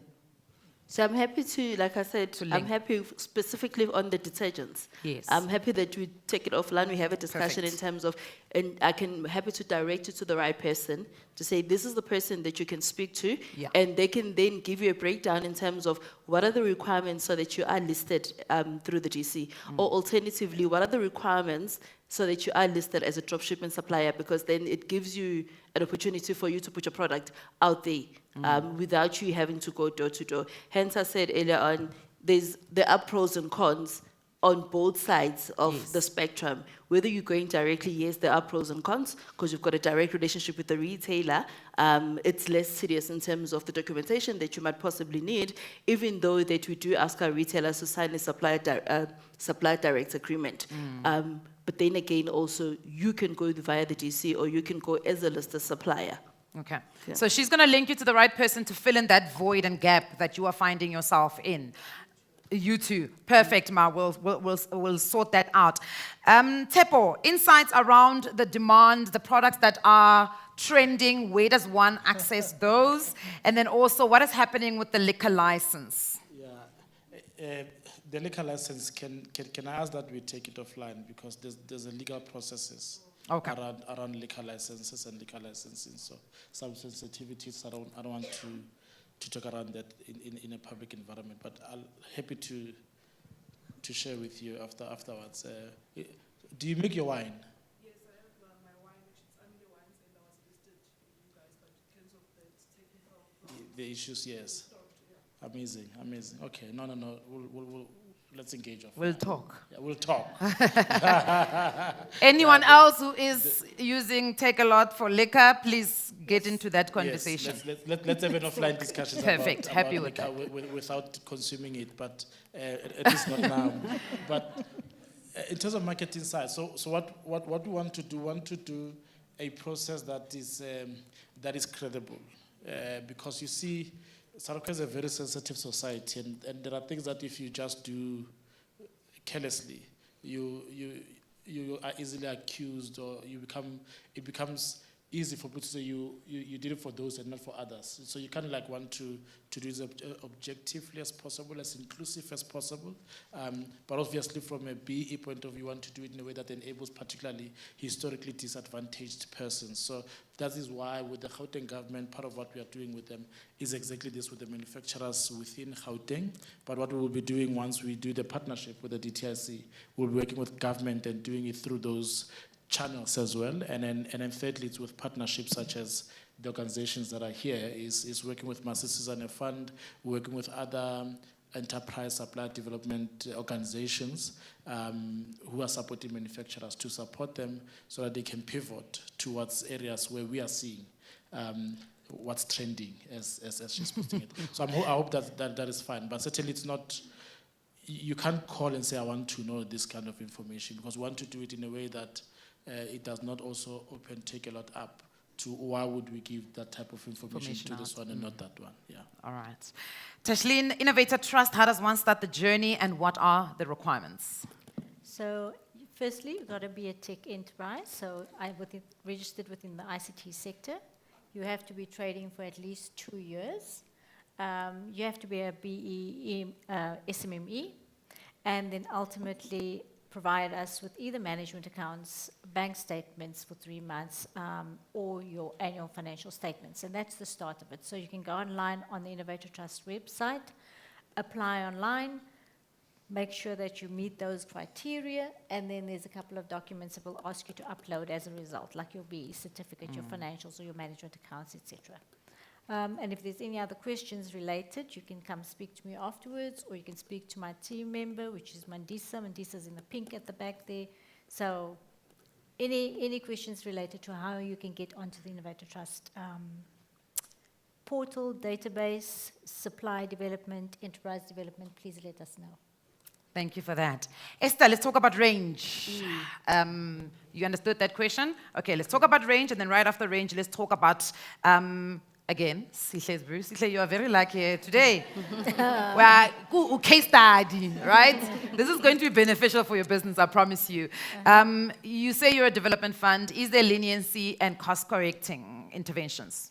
So I'll start with the funding limit. So 250,000, maximum 20 million. So it's quite a wide range that caters for quite a number of businesses or people to be funded. Specific to Sihle's Brew, I think it's very important, as it was mentioned earlier. So if your business is going through financial difficulties, speak up.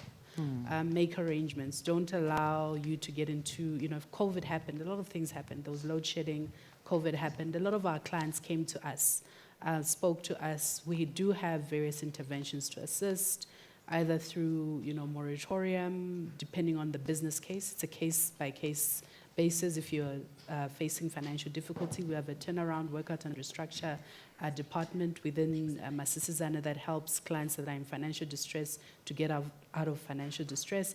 When you come to us, so currently our support is geared more towards the business support. So you've already been funded with us, and now we're assisting you post the funding. So you're already within the Masisizane fold.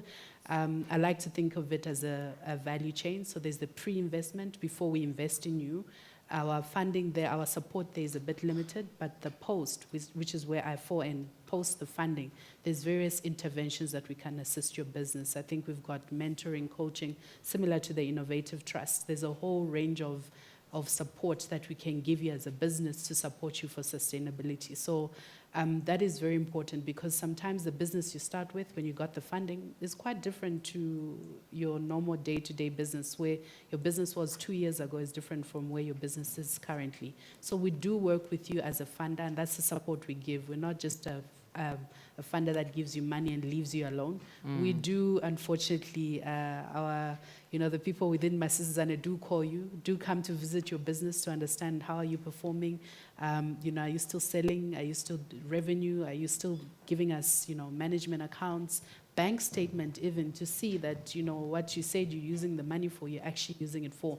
So there's a whole suite of support that we give once you get post the funding mechanism to assist you so that you're sustainable in the long run. I think one of the videos we saw, they went through some of the difficulties, I think, when there was a swine flu. Some of the pigs, they were affected. The business went through a dip. Part of that is to say, okay, do we need to bring in an agri-specialist, for example, that can provide you with technical abilities? So you might be strong in one arm, financially maybe you're strong, or technically you're strong, but you're lacking in other things that you need to see. And sometimes as a business, you're so focused on the day-to-day running that you're unable to see the bigger picture. So sometimes when you bring in the assistance, we bring in someone who has the wider view, the networks to assist you so that then you can get your business on the right path, so that ultimately you're sustainable. So more than happy to chat further if you need as well. All right, thank you so much, Esther. Let's take that last round of questions. I've identified 1, 2, 3, 4, and 5. Unfortunately, I have to cut it after that. But after I say unfortunately, you can go ahead. I don't please. have a question. So Okay. I just have a comment. Maybe. So will you give him your question? All right, perfect. Okay, cool. Thank you for the platform. Very interesting discussions. The government estimates that 90% of the new jobs will be created by entrepreneurs by the year 2030. Surely we should be also having entrepreneurs represented in every platform, which I'd like to put it as a challenge to anyone who's going to organize these kinds of forums, to also have an entrepreneurship voice or an entrepreneurial voice on the platform. Then the second thing is that the quickest way to kill your business is to compete on price. Because we all know that you can't compete with the Chinese. You can't compete with those guys at all on price. So the only way to guarantee your sustainability, you have to build a strong brand. That's just my advice to everyone here. And there's certain things that you need to unlearn. A big one is around the notion that when you give certain types of entrepreneurs funding, they're going to buy Porsches and Ferraris. It is not true. It happened, yes, in the age of tenderpreneurship, when it was booming, when people were getting 100% of money before they even render a service. That's why they bought the Ferraris, because there was no incentive to work. So when you find an entrepreneur who's willing to work, I think there will be much more impact. And lastly, we need to embrace failure. You know, I was fascinated by the story that Ndumiso shared earlier on about those entrepreneurs that came here angry, and he's still waiting for them 2 years later. And the reason why it didn't come back probably is because it's still probably the same position, because everybody has written them off. So we need to change our perception around failure. And the reason why in America, in all these developed countries, the entrepreneurs, they tend to succeed than locally, is because when you fail before, actually, that's where they find you more, because they know that you're determined and you don't want to fail again. Thank you. I like that comment. Even Zosbini tried twice to be Miss South Africa, and she became Miss Universe. So please, man. All right, can we get that next question? Yes, please. Good afternoon, everybody. My name's Deline. I'm the founder of Lapi Zulu Holdings Property Limited, trading as Lapi Zulu Catering and Events. Our core business is corporate catering. Well, I've got a few questions. Firstly, I think it's for... Can you give me one? Okay. Please. Okay, all right. Or combine two of them in one. All right, will do. Yes. All right, firstly, my first question is to Janine from Proudly South African. Okay. Well, I've been fortunate enough to obtain membership from Proudly South African, sponsored by ABSA. So that was for the first year. And then the second year, I have now renewed my membership. However, my journey has not been very pleasurable. I've liaised with a few members on the Proudly South African institution, and to no avail have there been any progress. All right, so I must say one thing though, on the socials, they've been reposting my stuff, so I love that. At least I'm getting some exposure. And then secondly, myself and a colleague, we run the same businesses. So because there's a limited resources and access to markets, we've now decided to embarked on a joint venture. So to get more access to market and also to grow our business. So also then finance comes into play. I would like to know if there's anybody on the panel who can assist us and guide us with regards to growing our business and starting to make a difference, just not in the lives of women, but in the lives of youth that are aspiring to do these things. Because coming to events like this, I see that there's a lack of youth in attendance. So I would like to make a big noise on that as well. Thank you so much. Just for clarity, at Proudly South African, the issue that can you give us a bit of a snapshot of what are you trying to get from them? From them, yes. All right, so we've got experience in huge events. So we've done huge events such as Soccer in the Stars. So we would like to become we would like to be one of the vendors at probably maybe your DSTV Delicious Fest. I've liaised with a lady last year. She was the events coordinator, and then to no avail, I was able to get a space. This year, I've liaised with Lerato, and she told me there's only a specific amount of vendors that gets chosen, which is I think 8. And they've already done. So although I've been liaising with them since the beginning of the year, so it was quite disheartening for me. Okay, all right, thank you very much. Yes, let's take that question there. Thank you so much. Hi, I'm Linda Api. I work in the SME division of Old Mutual, and we do partner from time to time with Masisizane because we also offer funding. My point, though, is more about what was raised earlier in the earlier discussions. Things around the basics that entrepreneurs need to get right, before they actually apply for funding.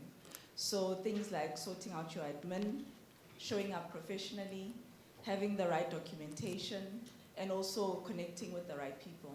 So within Old Mutual, and another colleague mentioned that we do have quite a few business units within our company that are able to offer different services.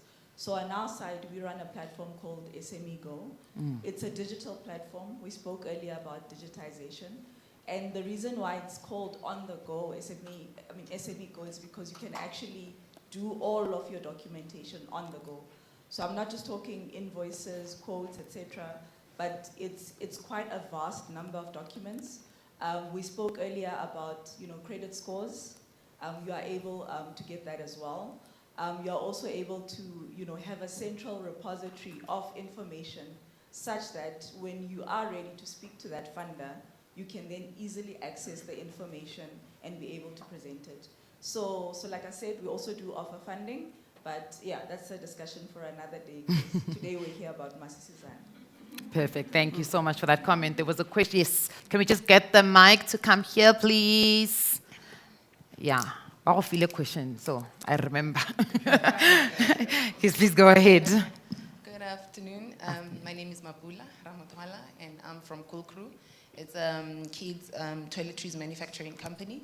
My question goes to Esther and the SME Go. She just actually mentioned about the credit score. There is a Mabula who hasn't worked a day in her life. She's always been operating in cash. She doesn't have a record of loans, accounts, or whatever the case might be.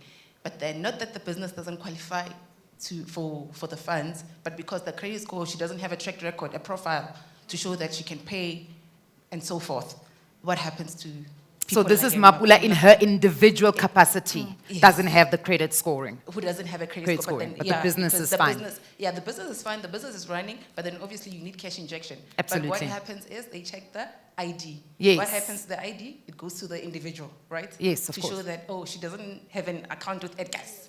Yeah. Yeah. Okay, so perfect, perfect. So we need to transform those scoring, but that's fine. You can give it to the young man here. Thank you so much for that. Yes, sir. Good day, everyone.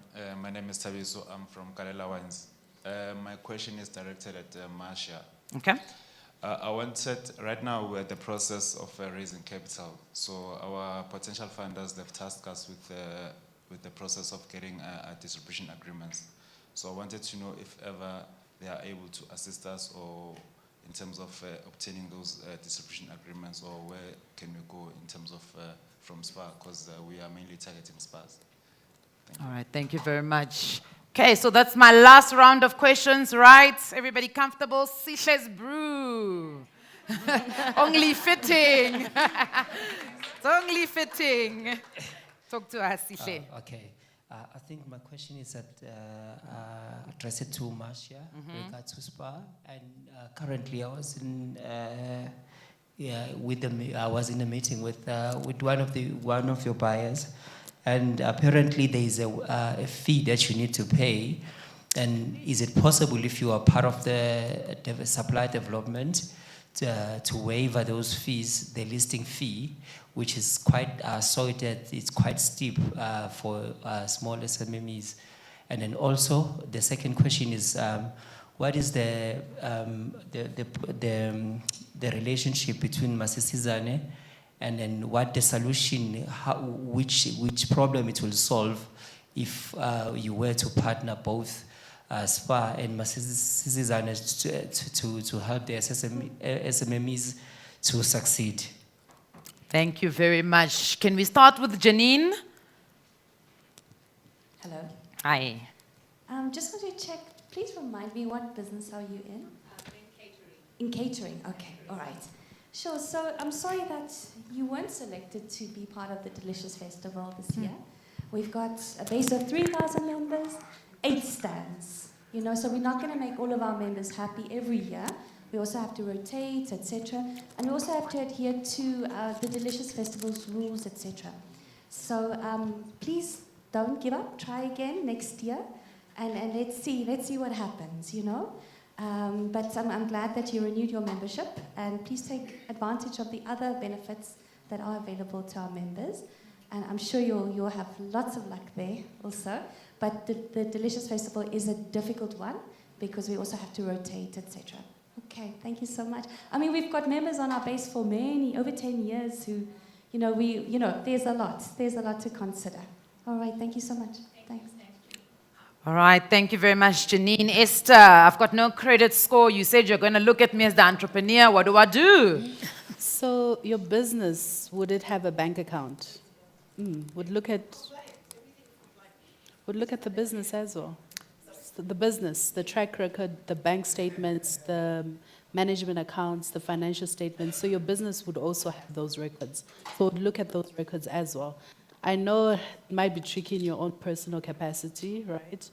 But we'll also, you list, what your income is. So we'll also look at your what we call your personal statements of assets and liabilities. We'll look at what is your income. You'll give us that information. What's your income? What are the things that you pay on a monthly basis? We'll also take that into account. So it's not only, yes, we want to see the credit record because it will give us your track record of repayments, but we'll also look at the business itself. Your business should be able to stand on its own. And sometimes people, they think they don't have credit history. But if you've got insurance on your cell phone, for example, if you've taken out a cell phone contract, that will also count towards that. So it doesn't necessarily have to be you getting funding per se. If you have insurance on your cell phone or contract cell phone, that will also give us insights into your repayment ability somehow. I think the crux of the answer is that don't get scared. It's a case-to-case basis, right? So they are open to looking at other factors in your business. So, skatoha, go knock, right? Marsha, let's talk about those distribution agreements. Is there a way to assist in acquiring them? So maybe you said your name is Tabiso. So let's just maybe chat and find out at what stage are you in with your wine business, so that we can assist in terms of what are the requirements so that you can get into that space more than anything else. Yeah. Especially, back to what Sip was saying, when it comes to the liquor, there are a lot of legalities that comes into play. So let's have a chat about it afterwards. All right. And then back to the fee. Yes. Okay. So we are currently in partnership with Masisizane Fund.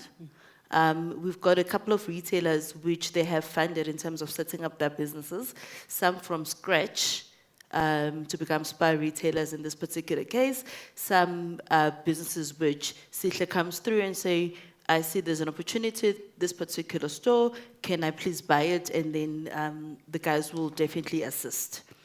From a supplier point of view, I'm not aware of Masisizane Fund funding anyone, but I'm pretty sure that, you've put something on the table that we possibly need to explore so that we get you guys also on board.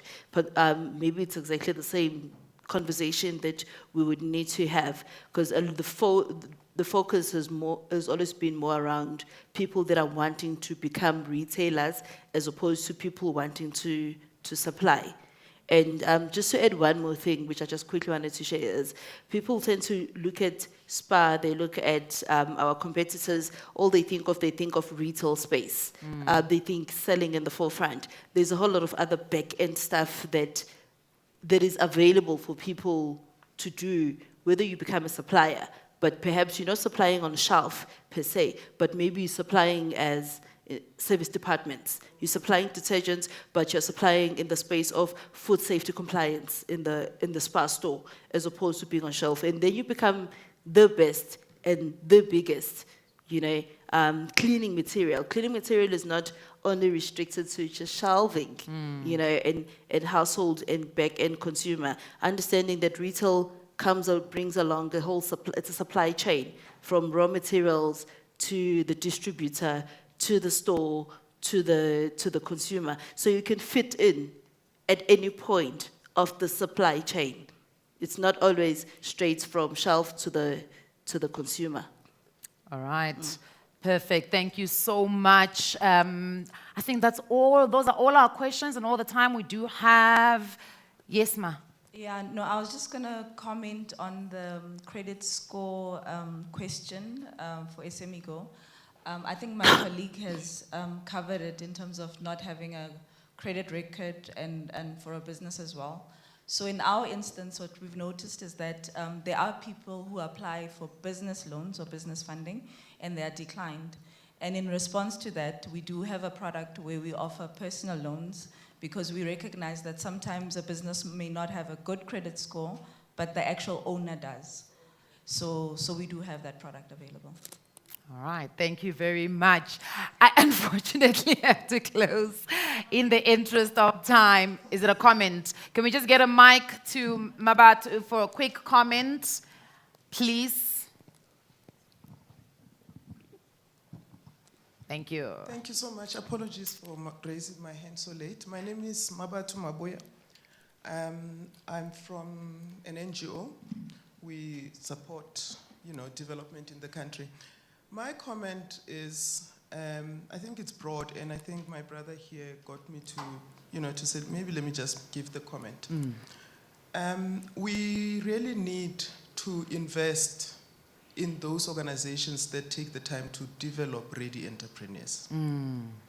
The ecosystem can be flooded. All these questions, organizations such as the Innovator Trust and all other organizations are struggling to find even those that have the funds to fund a ready business, to say, help me develop a ready business.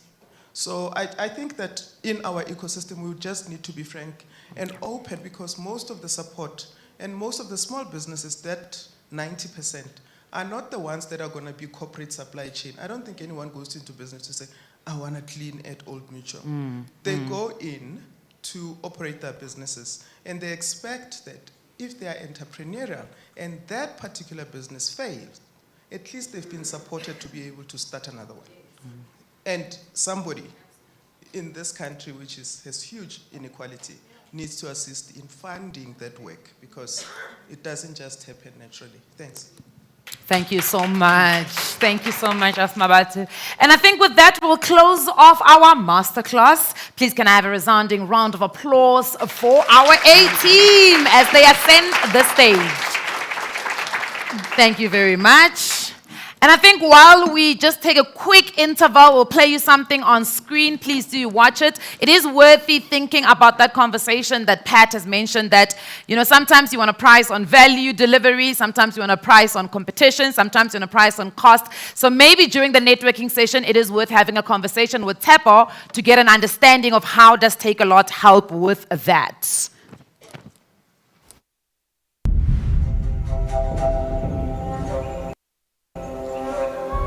Although we are a very small town in the middle of nowhere, if you look on the map, we're just a little dot. But to our community around us, we're more than just a little dot on a map. The services that we offer to them and all the help that they get from us, it means a lot to them.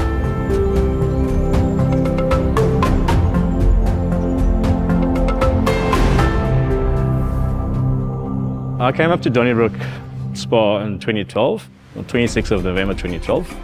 I came up as a store manager and I worked as a store manager from 2012 until 2018. Then in 2018, the store was advertised, it was up for sale, and we tried to get funding from the banks, but the banks turned us down for obvious reasons. We did not have enough security, and then Masisizane was actually willing to help us. They stepped in and they helped us with getting funding, and that's how we managed to acquire the business. Part of our mandate is supporting businesses in the rural areas so that they can actually be development in those particular areas. This store had 38 staff working for it, and from the time we took over, which was June, until the second week of November, we had managed to grow our staff complement to up to 65 staff. And the benefits in terms of employment for people in the local areas cannot be overemphasized. So just to draw a picture, the store had been in operation for more than 30 years. They had never done R1 million turnover in a day. And we actually did R1 million turnover for the first time on December 24th, 2018. So it's been a milestone for us. It's quite important because one of the things Masisizane got into business to address was precisely that, unemployment and inequality and poverty.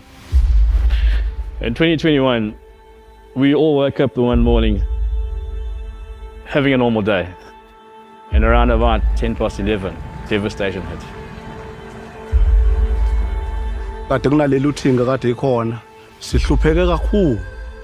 We all thought it's just going to be people coming in, taking stock from the shelves and leave.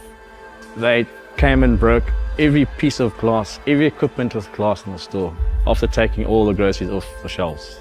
And then in the evening, they came back and set the business alight. The store was burnt. I went straight to where I used to work, and there was a smoke. When I went inside, there was fire. And the fire, we couldn't do anything because there was no water, as we normally struggle with water here in Donnybrook. The first thing that comes to mind is, will I ever get out of this? Will I ever recover from this? So we just had to go back and watch it burn down. And we knew that our jobs were lost. We did not expect our own community, which we actually serve, to do that. We couldn't put any bread on the table in our homes. That was very heartbreaking. That was very heartbreaking. Masisizane played a pivotal role in making sure that we were able to rebuild. I think a typical financier at that stage says, thank you very much, we take our money and we go. But for us, we got into this relationship for development purposes. So we were with them again in the rebuilding journey, and we made sure that our capital was patient so that they could rebuild. And then recently, with the challenge of load shedding, Masisizane stepped in and they actually allowed us to be able to set up a solar plant. It actually did wonders for us. If we want to do something in the future, our first point of call has to be Masisizane, because we know for a fact that they're there to help us. He's expanded the shop such that pretty much everything that is a need in that community, they are able to get from his shop. When he's considering the prices, he also looks out for the community. Uma khona inkinga ezikhona mhlambe khona oshonile noma khona okunomsebenzi siyakwazi ukuthi sikhulume nespa sisize. We have 17 locations around us. When people come to Spa, they know that what they need, they'll actually get at the Spa. The one thing I like about rural businesses is that you're not just supporting that particular entrepreneur, but you're supporting the entire community. You actually need to invest in them. You need to get people trained. Ispa lesa seDonnybrook siyisitolo esisebenza kakhulu futhi ke esisiza kakhulu njengomphakathi. Spa is not just about groceries. Spa is really, it's about people. It's just nice actually seeing people trying things and doing better and improving their lives.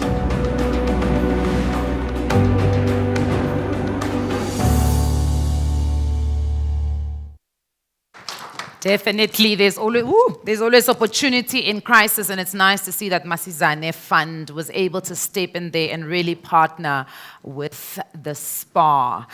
Now, if we've got a great speaker that's coming up, S'onqoba Vuba. If she can please just give me the permission to read a shortened version of her bio. She's going to be talking to us around navigating the SME ecosystems. What are some of the opportunities, the challenges, and the financial solutions for growth?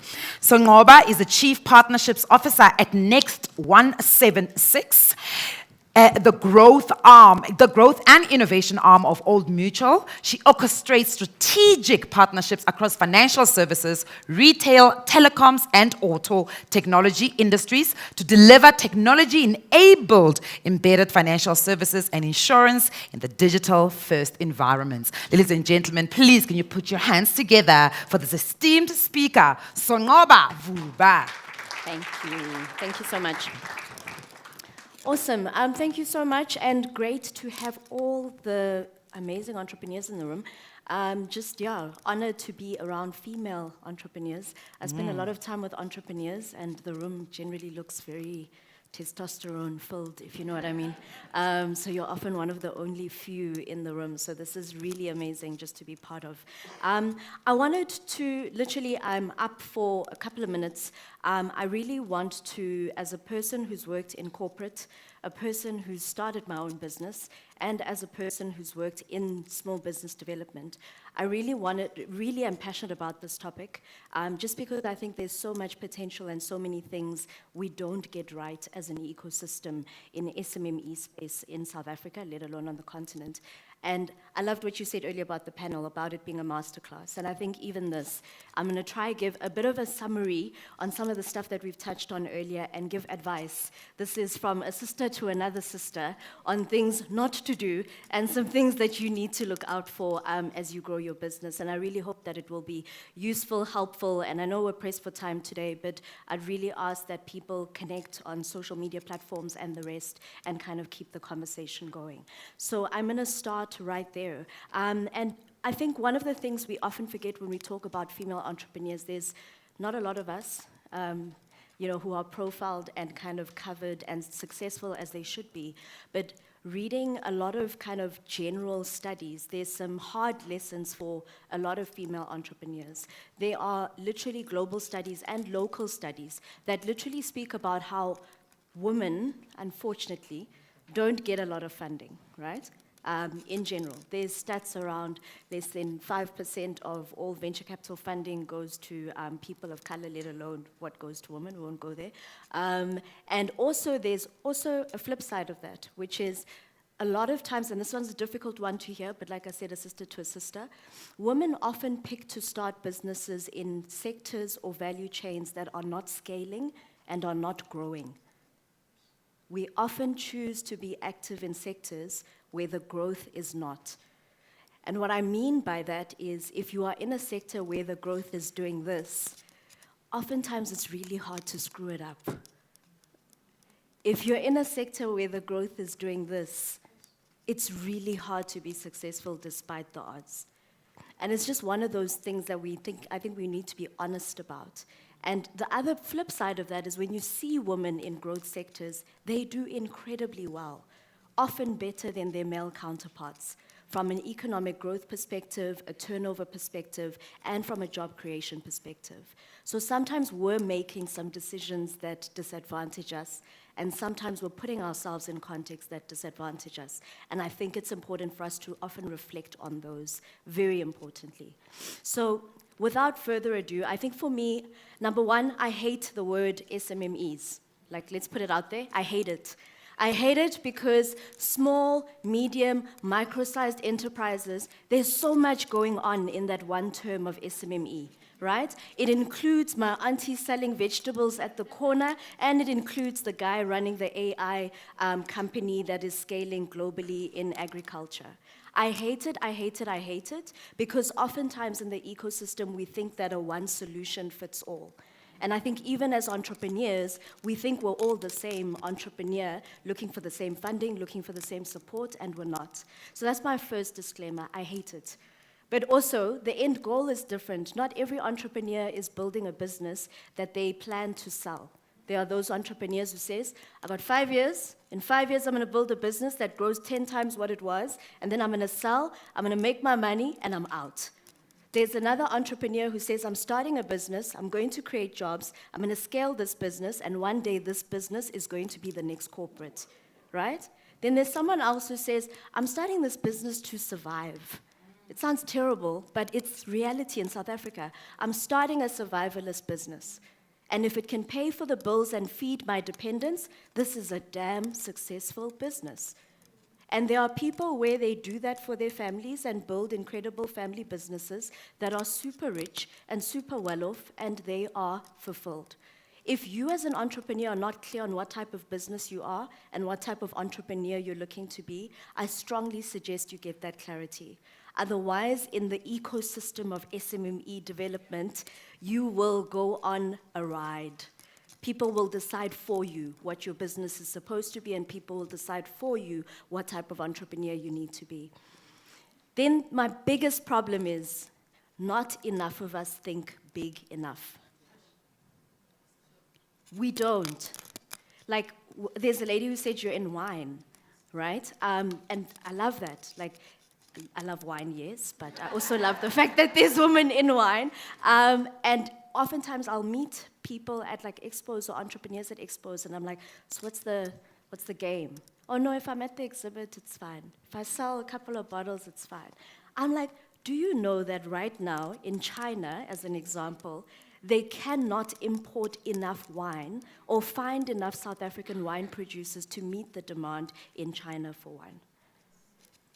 And we're chilling like, oh, it's okay if I sell a couple of cases, right? So my big thing firstly is to challenge you. Build something that can and will scale.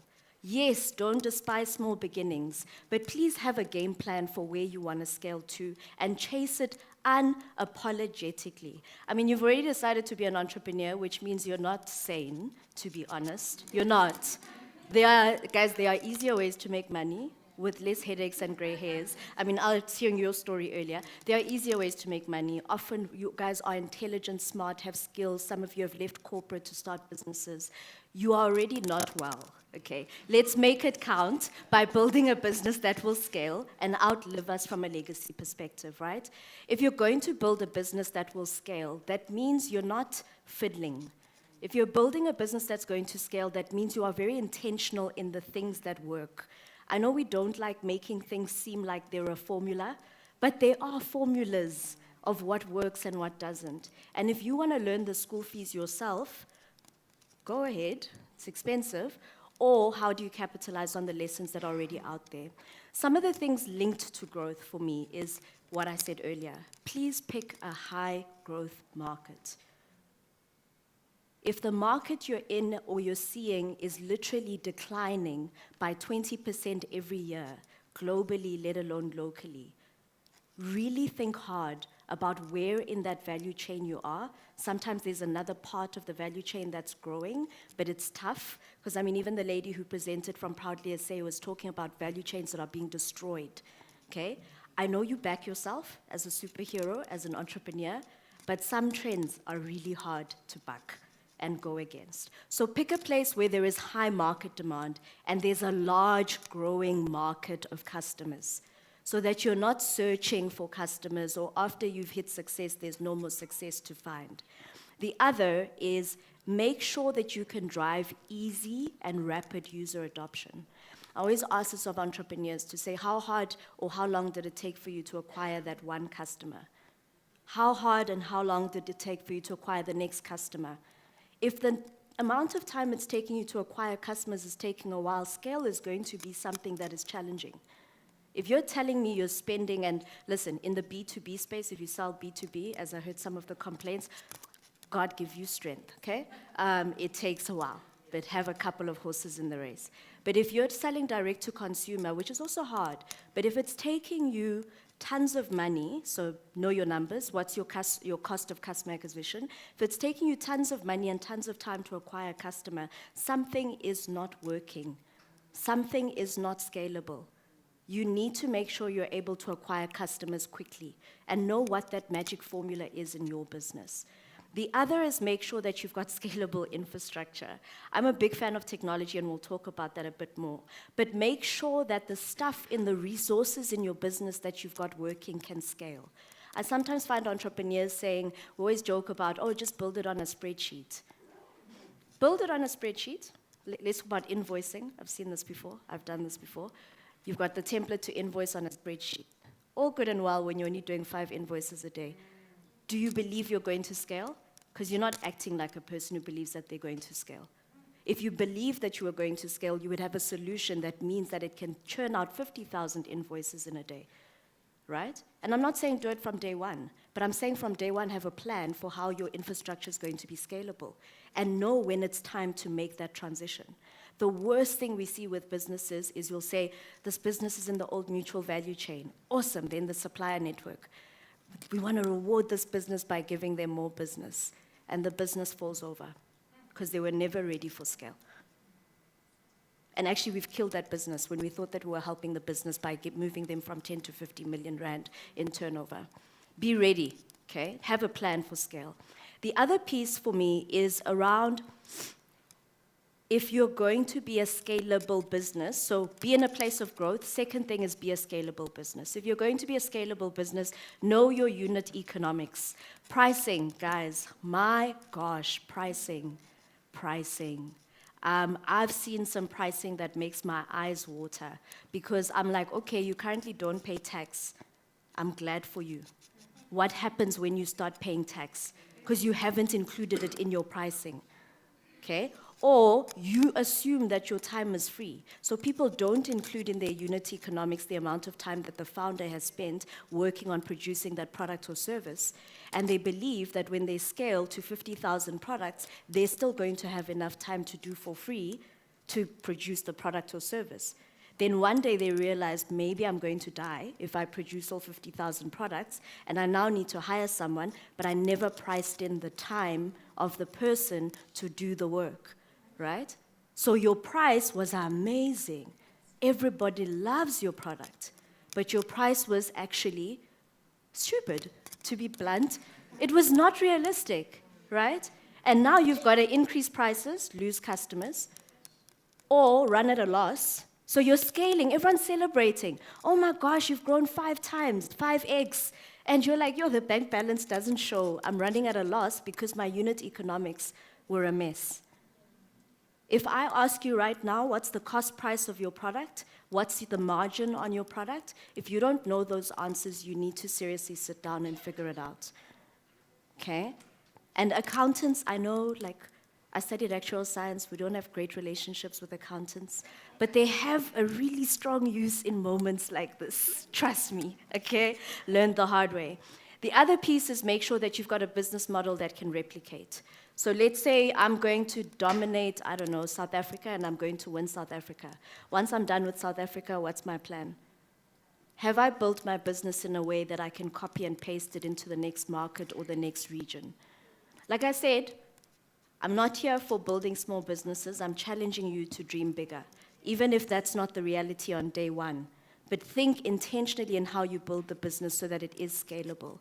How easy would it be to replicate your business? Uma was talking about you're in 2 stores and you want more Spar stores. Love it. If that lady came back tomorrow and said, okay, Ma, here's 50. Are we ready? Love it, right? So make sure you're ready, because oftentimes we think things are going to happen on our timeline and they don't. But when they happen, make sure it's a blessing, not a curse. More businesses die because the opportunity presented itself and they weren't ready.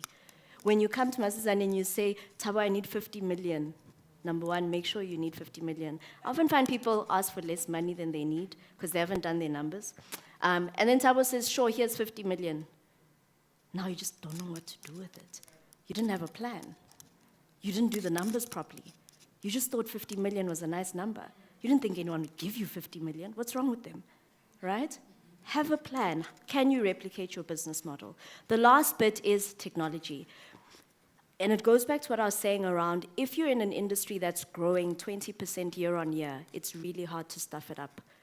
Betting against technology in 2024 is dangerous in your business model. You want to take the risk? Good luck to you. My money is better off on the lotto than your business. If you're going to bet against technology, make sure that you're using technology to automate stuff and actually reduce costs. We're talking about even local versus international. A lot of international competitors you're up against are using technology to drive down their unit economics. If you think having 15 administrators doing capturing for you is going to result in unit economics that are competitive, you have a serious thing coming your way, right? So if we're positioning ourselves to grow, how do we do that? Like I said, betting against technology is a problem. I know entrepreneurs read a lot. Some books for entrepreneurs are not helpful, but some are. If specifically you're focused on trying to understand what type of businesses are more successful through leveraging technology than their competitors, this is a book I strongly recommend and is an easy one to take in. And when I talk about embracing technology and betting against technology and how dangerous it is, that graph shows like how quickly technology is progressing, right? And it gets very busy towards the end, as you can see, whereas very little was happening in like 20 years, 40 years before. And I always say to people when they say they're afraid of technology and they'll figure it out next year, they'll figure it out tomorrow, I'm like, okay, sharp, but you do realize that tomorrow the technology will be more complicated.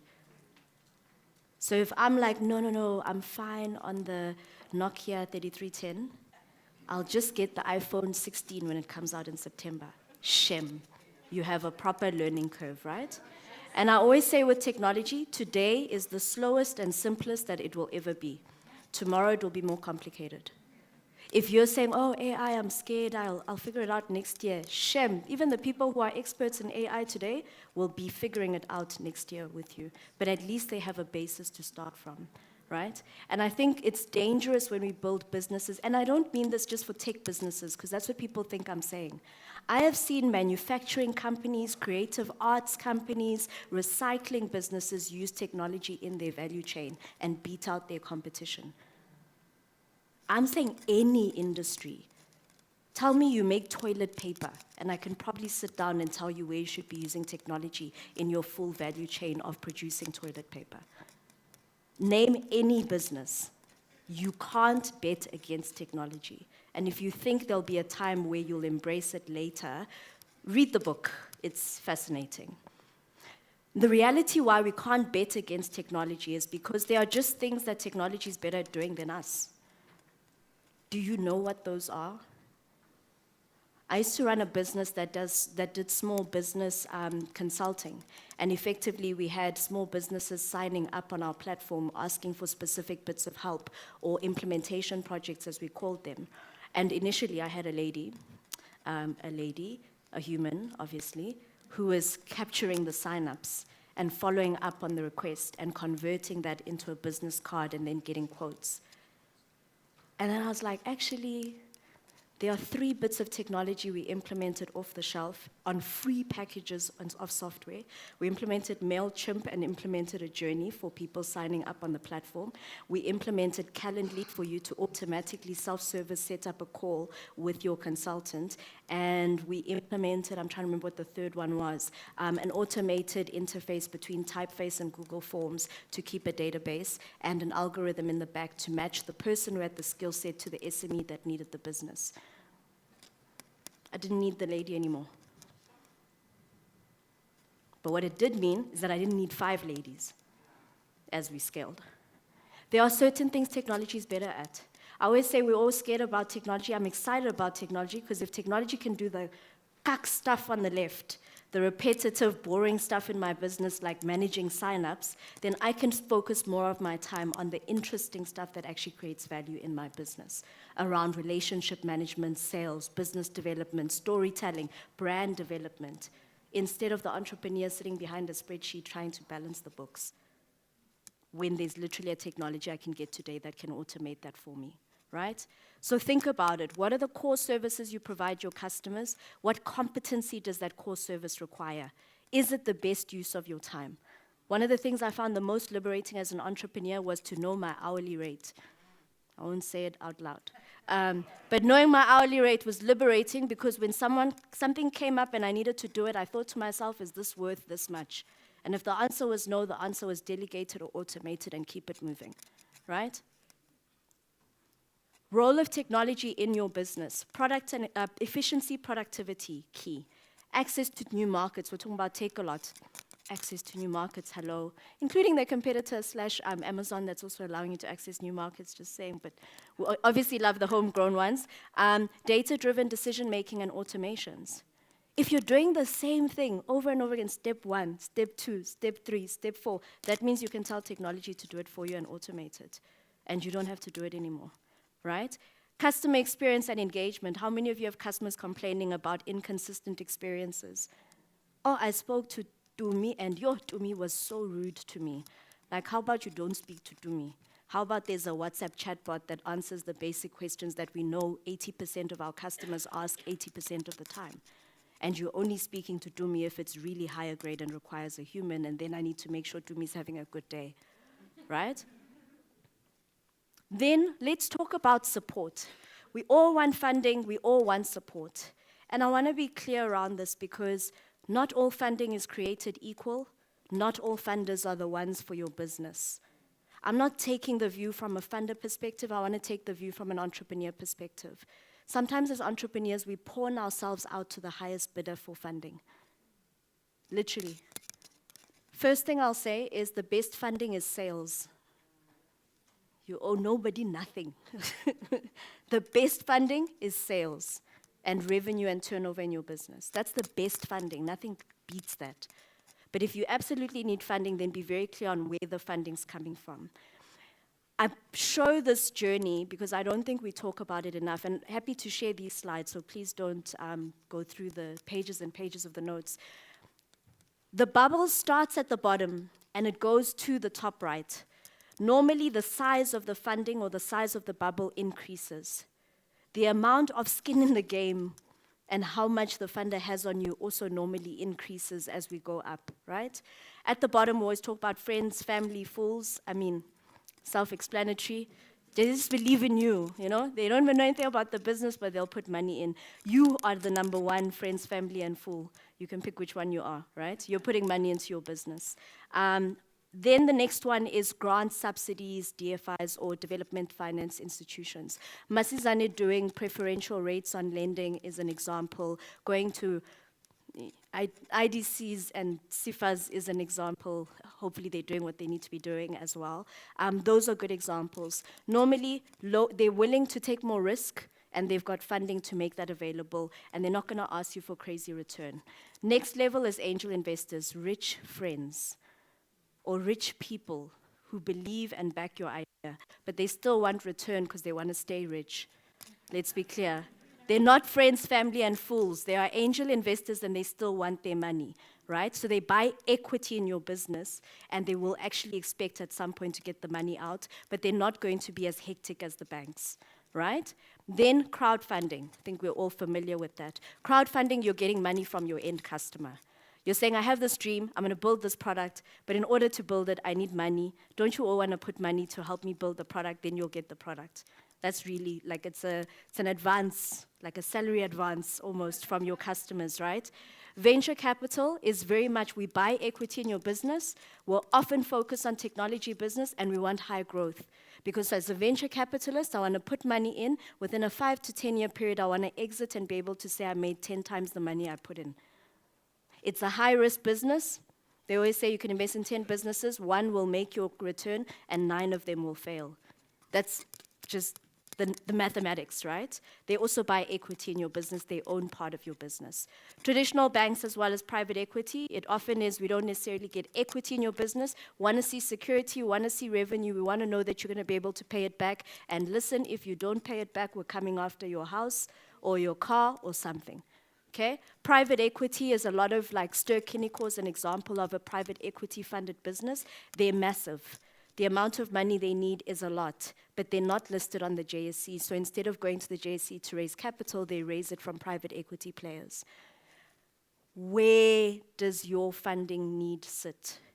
How much skin in the game are you willing to give, and what's the size of the funding you need? I often see people knocking on the door of venture capital fund when they've not even got grant subsidies and DFIs. And I'm just like, why would you walk away from free money and come to me, who's going to be like a vulture for 10 times multiple return? Be clear on which doors you're knocking on for money. Don't let the funder decide for you. And if you're trying to knock on all these doors, you'll never run a business, because that'll keep you busy for a while. Then when we talk about there's no money, maybe controversial, I don't think we have a money problem in SME development. We have lots of money. I know it's controversial. Some people don't like it when I say it, but I'm going to be brave, sister to sister. There is money, so much money. There is money sitting looking for qualifying entrepreneurs, and they say they can't find them. There is money going back into government money every year because it's not actually committed to any small business. There's the SA SME Fund that raised, I can't remember how much, I think 1.something billion from corporate.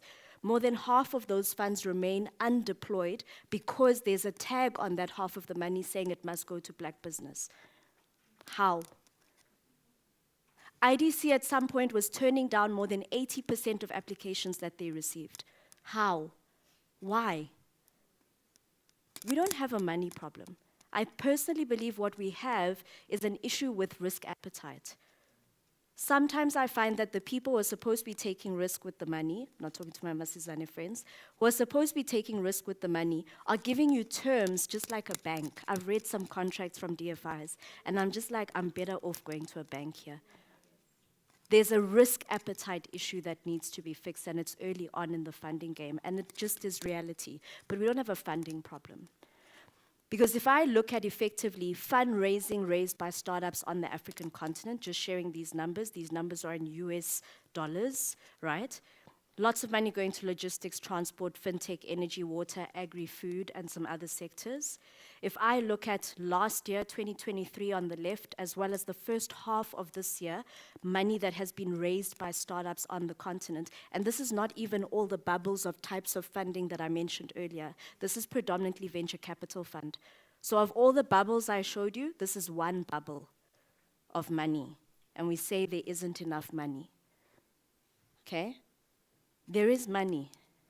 The question is, are you a fit for the money? Okay, are you clear what money you need? Are you knocking on the right door for the money you need? And do you have the stuff that unlocks the money? The being ready for funding, right? And I just think that's an important thing to self-reflect on, because if you don't, you'll lose it. Then when we talk about support, it's also like a love-hate of mine, and the only advice I can give entrepreneurs is be clear on what type of support you need. Sometimes people sign up for programs where I'm just like, is that what your business needed? Or was that actually a waste of time and a distraction from building your business? If you're signing up for a ESD program and your need is actually access to market, it doesn't always work, right? And there's so many players, that's the challenge. This is a very old assessment, but I don't want to go into specifics. I just want to show you how many people are doing stuff in the SME ecosystem, and this is outdated, so that means there's probably another 50 more, right? There's people doing networking and pipeline, giving you pipeline access. There's people who are in educational institutions doing R&D and showing off with private institutions. Great. There's incubators and accelerators. There is a difference between these two things. An incubator is not equal to an accelerator. And if you have done an incubator, you shouldn't need to do an incubator 5 more times. You should be able to walk out, grow your business, and then come back and go into an accelerator to scale it.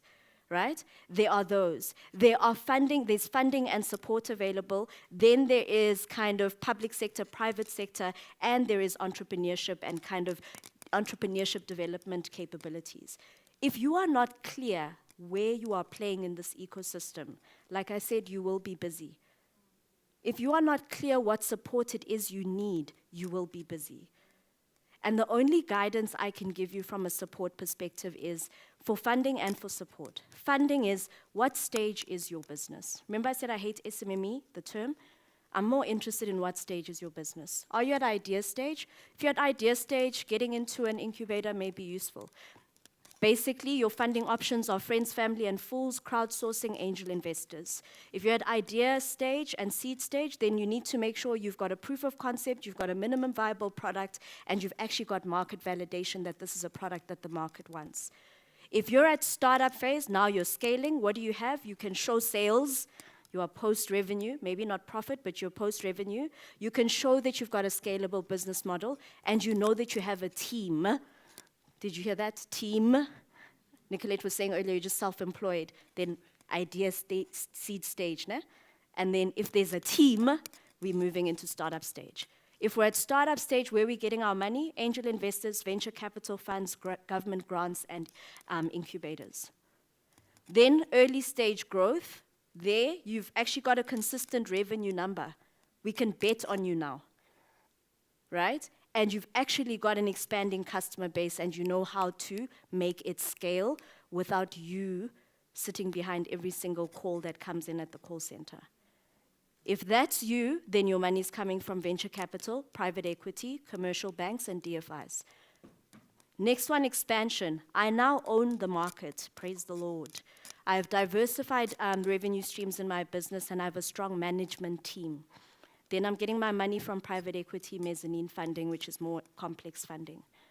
Where in the stages are you at? More than saying you're an SME, what stage is your business at?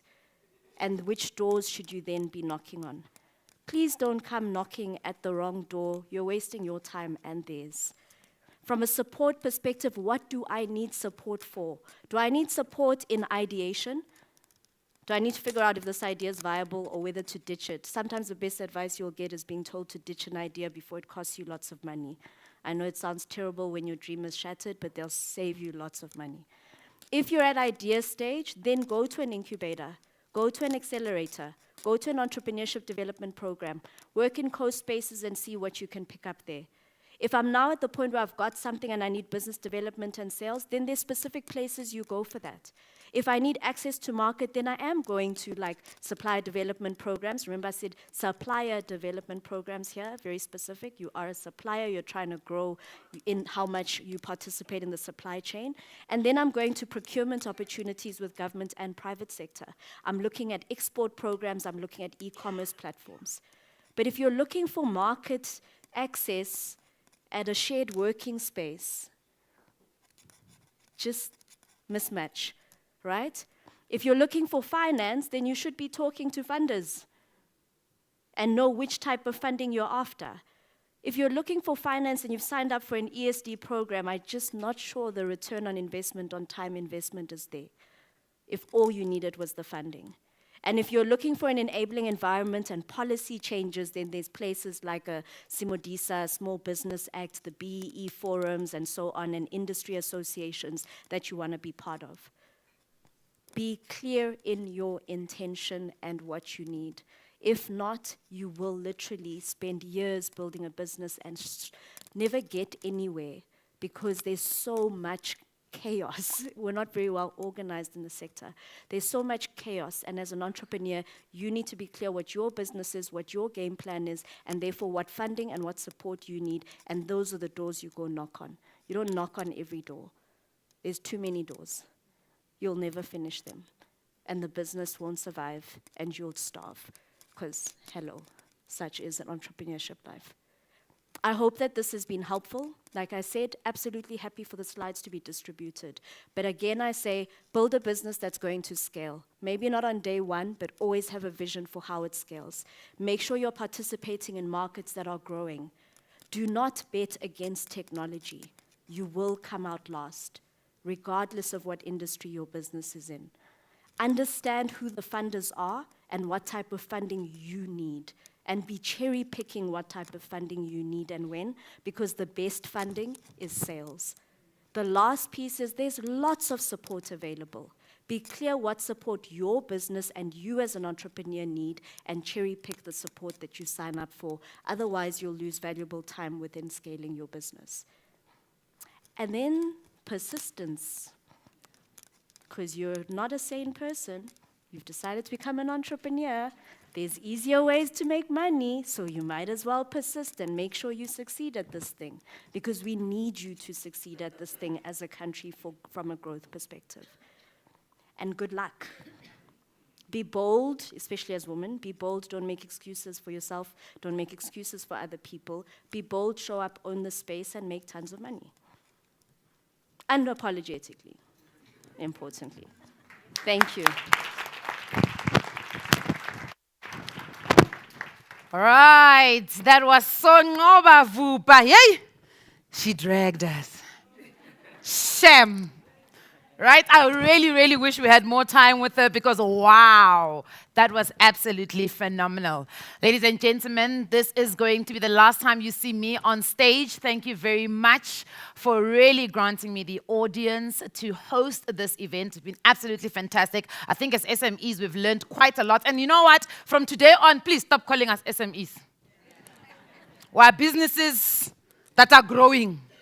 Right? Because we're about to identify which stages of our business we're in, who to go knock at, and please, I don't think I can reiterate this better than S'onqoba has already done. Do not bet against technology.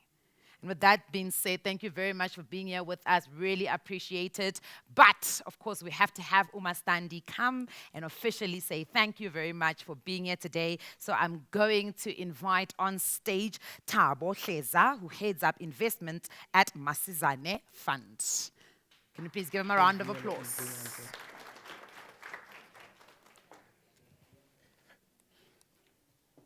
Damn, is that me? Oh, is that for me? Thank you. Oh, thank you. Guys, Thank you so much. Thank you so much. Thank you so much. Guys, Nicolette was meant to be with us until 12:30. She enjoyed the show as much as you did, but thank you so much for graciously staying till this time. Thank you so much. Bye, guys. So I've got the easiest job today, really to say where is lunch, which is, I'm kidding. But thank you everyone for staying with us till this time, and really for taking time out of your busy schedule to engage in one conversation which I think is critical. I'm always encouraged when I see the number of ecosystem participants that are willing to come in together, share ideas on how we can move this ecosystem forward. To our event partners, proudly SA, thank you. I certainly believe this is one of many installments which are still to come. I think from the conversations here, it says we're just scratching the surface. There's still a lot more that we need to work on. To our panelists, Marsha, Touchline, Essie, Tsepo, thank you very much to really sharing your invaluable insights on how do you yourself and your organization provide a necessary platform for SMEs to succeed. S'onqoba, as always, thank you very much. I'm a bit worried that although the slides will be shared, but I didn't see a number of you guys taking this NAC as frantically as I did, right? Because if I was a business owner, I think what was shared here today is just invaluable, right? I don't know what you took, but for me it was very clear. Ndumiso started that one of the challenges that we see from a projection, I want to get the 1% of the market. I think S'onqoba helped us, right? That let's get the 1% projection out of the window. Understand the market, understand the growing market, and find opportunities in that market. And there's no win in staying small. Find a way to scale as quickly as possible, right? But also understands how and why you scale. Because being big in itself is also not a win, right? If you scale quick enough with no plan, you'll find yourself in other different territories. And finally, technology is your friend, right? So make sure that you embrace technology. I think finally, to the business owners in the room, I had SMEs in my notes, but I thought it might not land now. I think I might have to, right? Thank you very much. Your time here is really appreciated. I hope the session was as valuable to you as it was to me. The slides will be shared, and certainly if there's opportunity to still engage, please let's make time to do that, right? A colleague of ours says, if you can take 3 or 4 hours of your business to engage in forums such as this and your business continue to stand, I think you must take that there's 1 or 2 things in your processes that is going right? I think finally we can all agree that SMEs plays a critical role in our economy. At last count, they contribute to about 40% to the country's GDP. They contribute to about 87% of all the jobs created. But we still continue to have this access to market and access to finance conversation, which that says there are certain things which are not working. But I'm hoping that out of this engagement today, we're going to walk out saying, for me to get to the next stage, this is the right funding which is suited for my business. Because the mismatch that we often see people giving away equity much earlier in their business is often worrying, right? As a fund, Masisizane, that is really set up to promote economic development and transformation through supporting small businesses, these engagements for us are critical, right? And we are alive to the fact that we'll never be able to address these challenges alone. So partnerships such as this are very critical. And it is for this reason that we lifted strategic partnership as one of our strategic pillars, right? So we're really open to engage with like-minded partners that will enable us to deploy capital, to enable access to market, but more importantly, to ensure that we facilitate capacity building, which is an incredible and necessary ingredient in development funding space. I think in closing, I must say, if the conversations end here, at best we'll have collected 3 or more business cards. At worst, we'll have wasted each other's time. Right.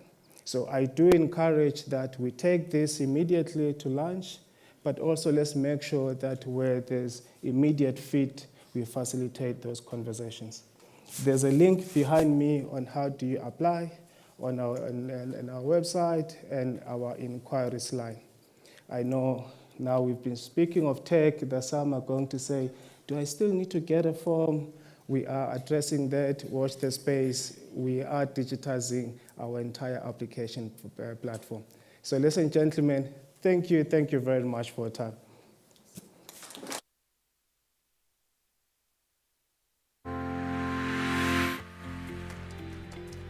As a business owner, you're constantly juggling operations. Is it fifth floor, right? Yeah, next door. There we go. Thank you very much. Enjoy the rest of the afternoon. Admin, and paperwork, leaving little time to focus on growing your business. If only there was a simple, As a business owner, you're constantly juggling operations, admin, and paperwork, leaving little time to focus on growing your business. If only there was a simple, affordable solution to optimize your workflow and your cash flow and allow you to keep your finger on the pulse of your business even whilst on the move. Now there is. It's called SME Go Premium Plus from Old Mutual. Track your business income, expenses, and cash flow in real time.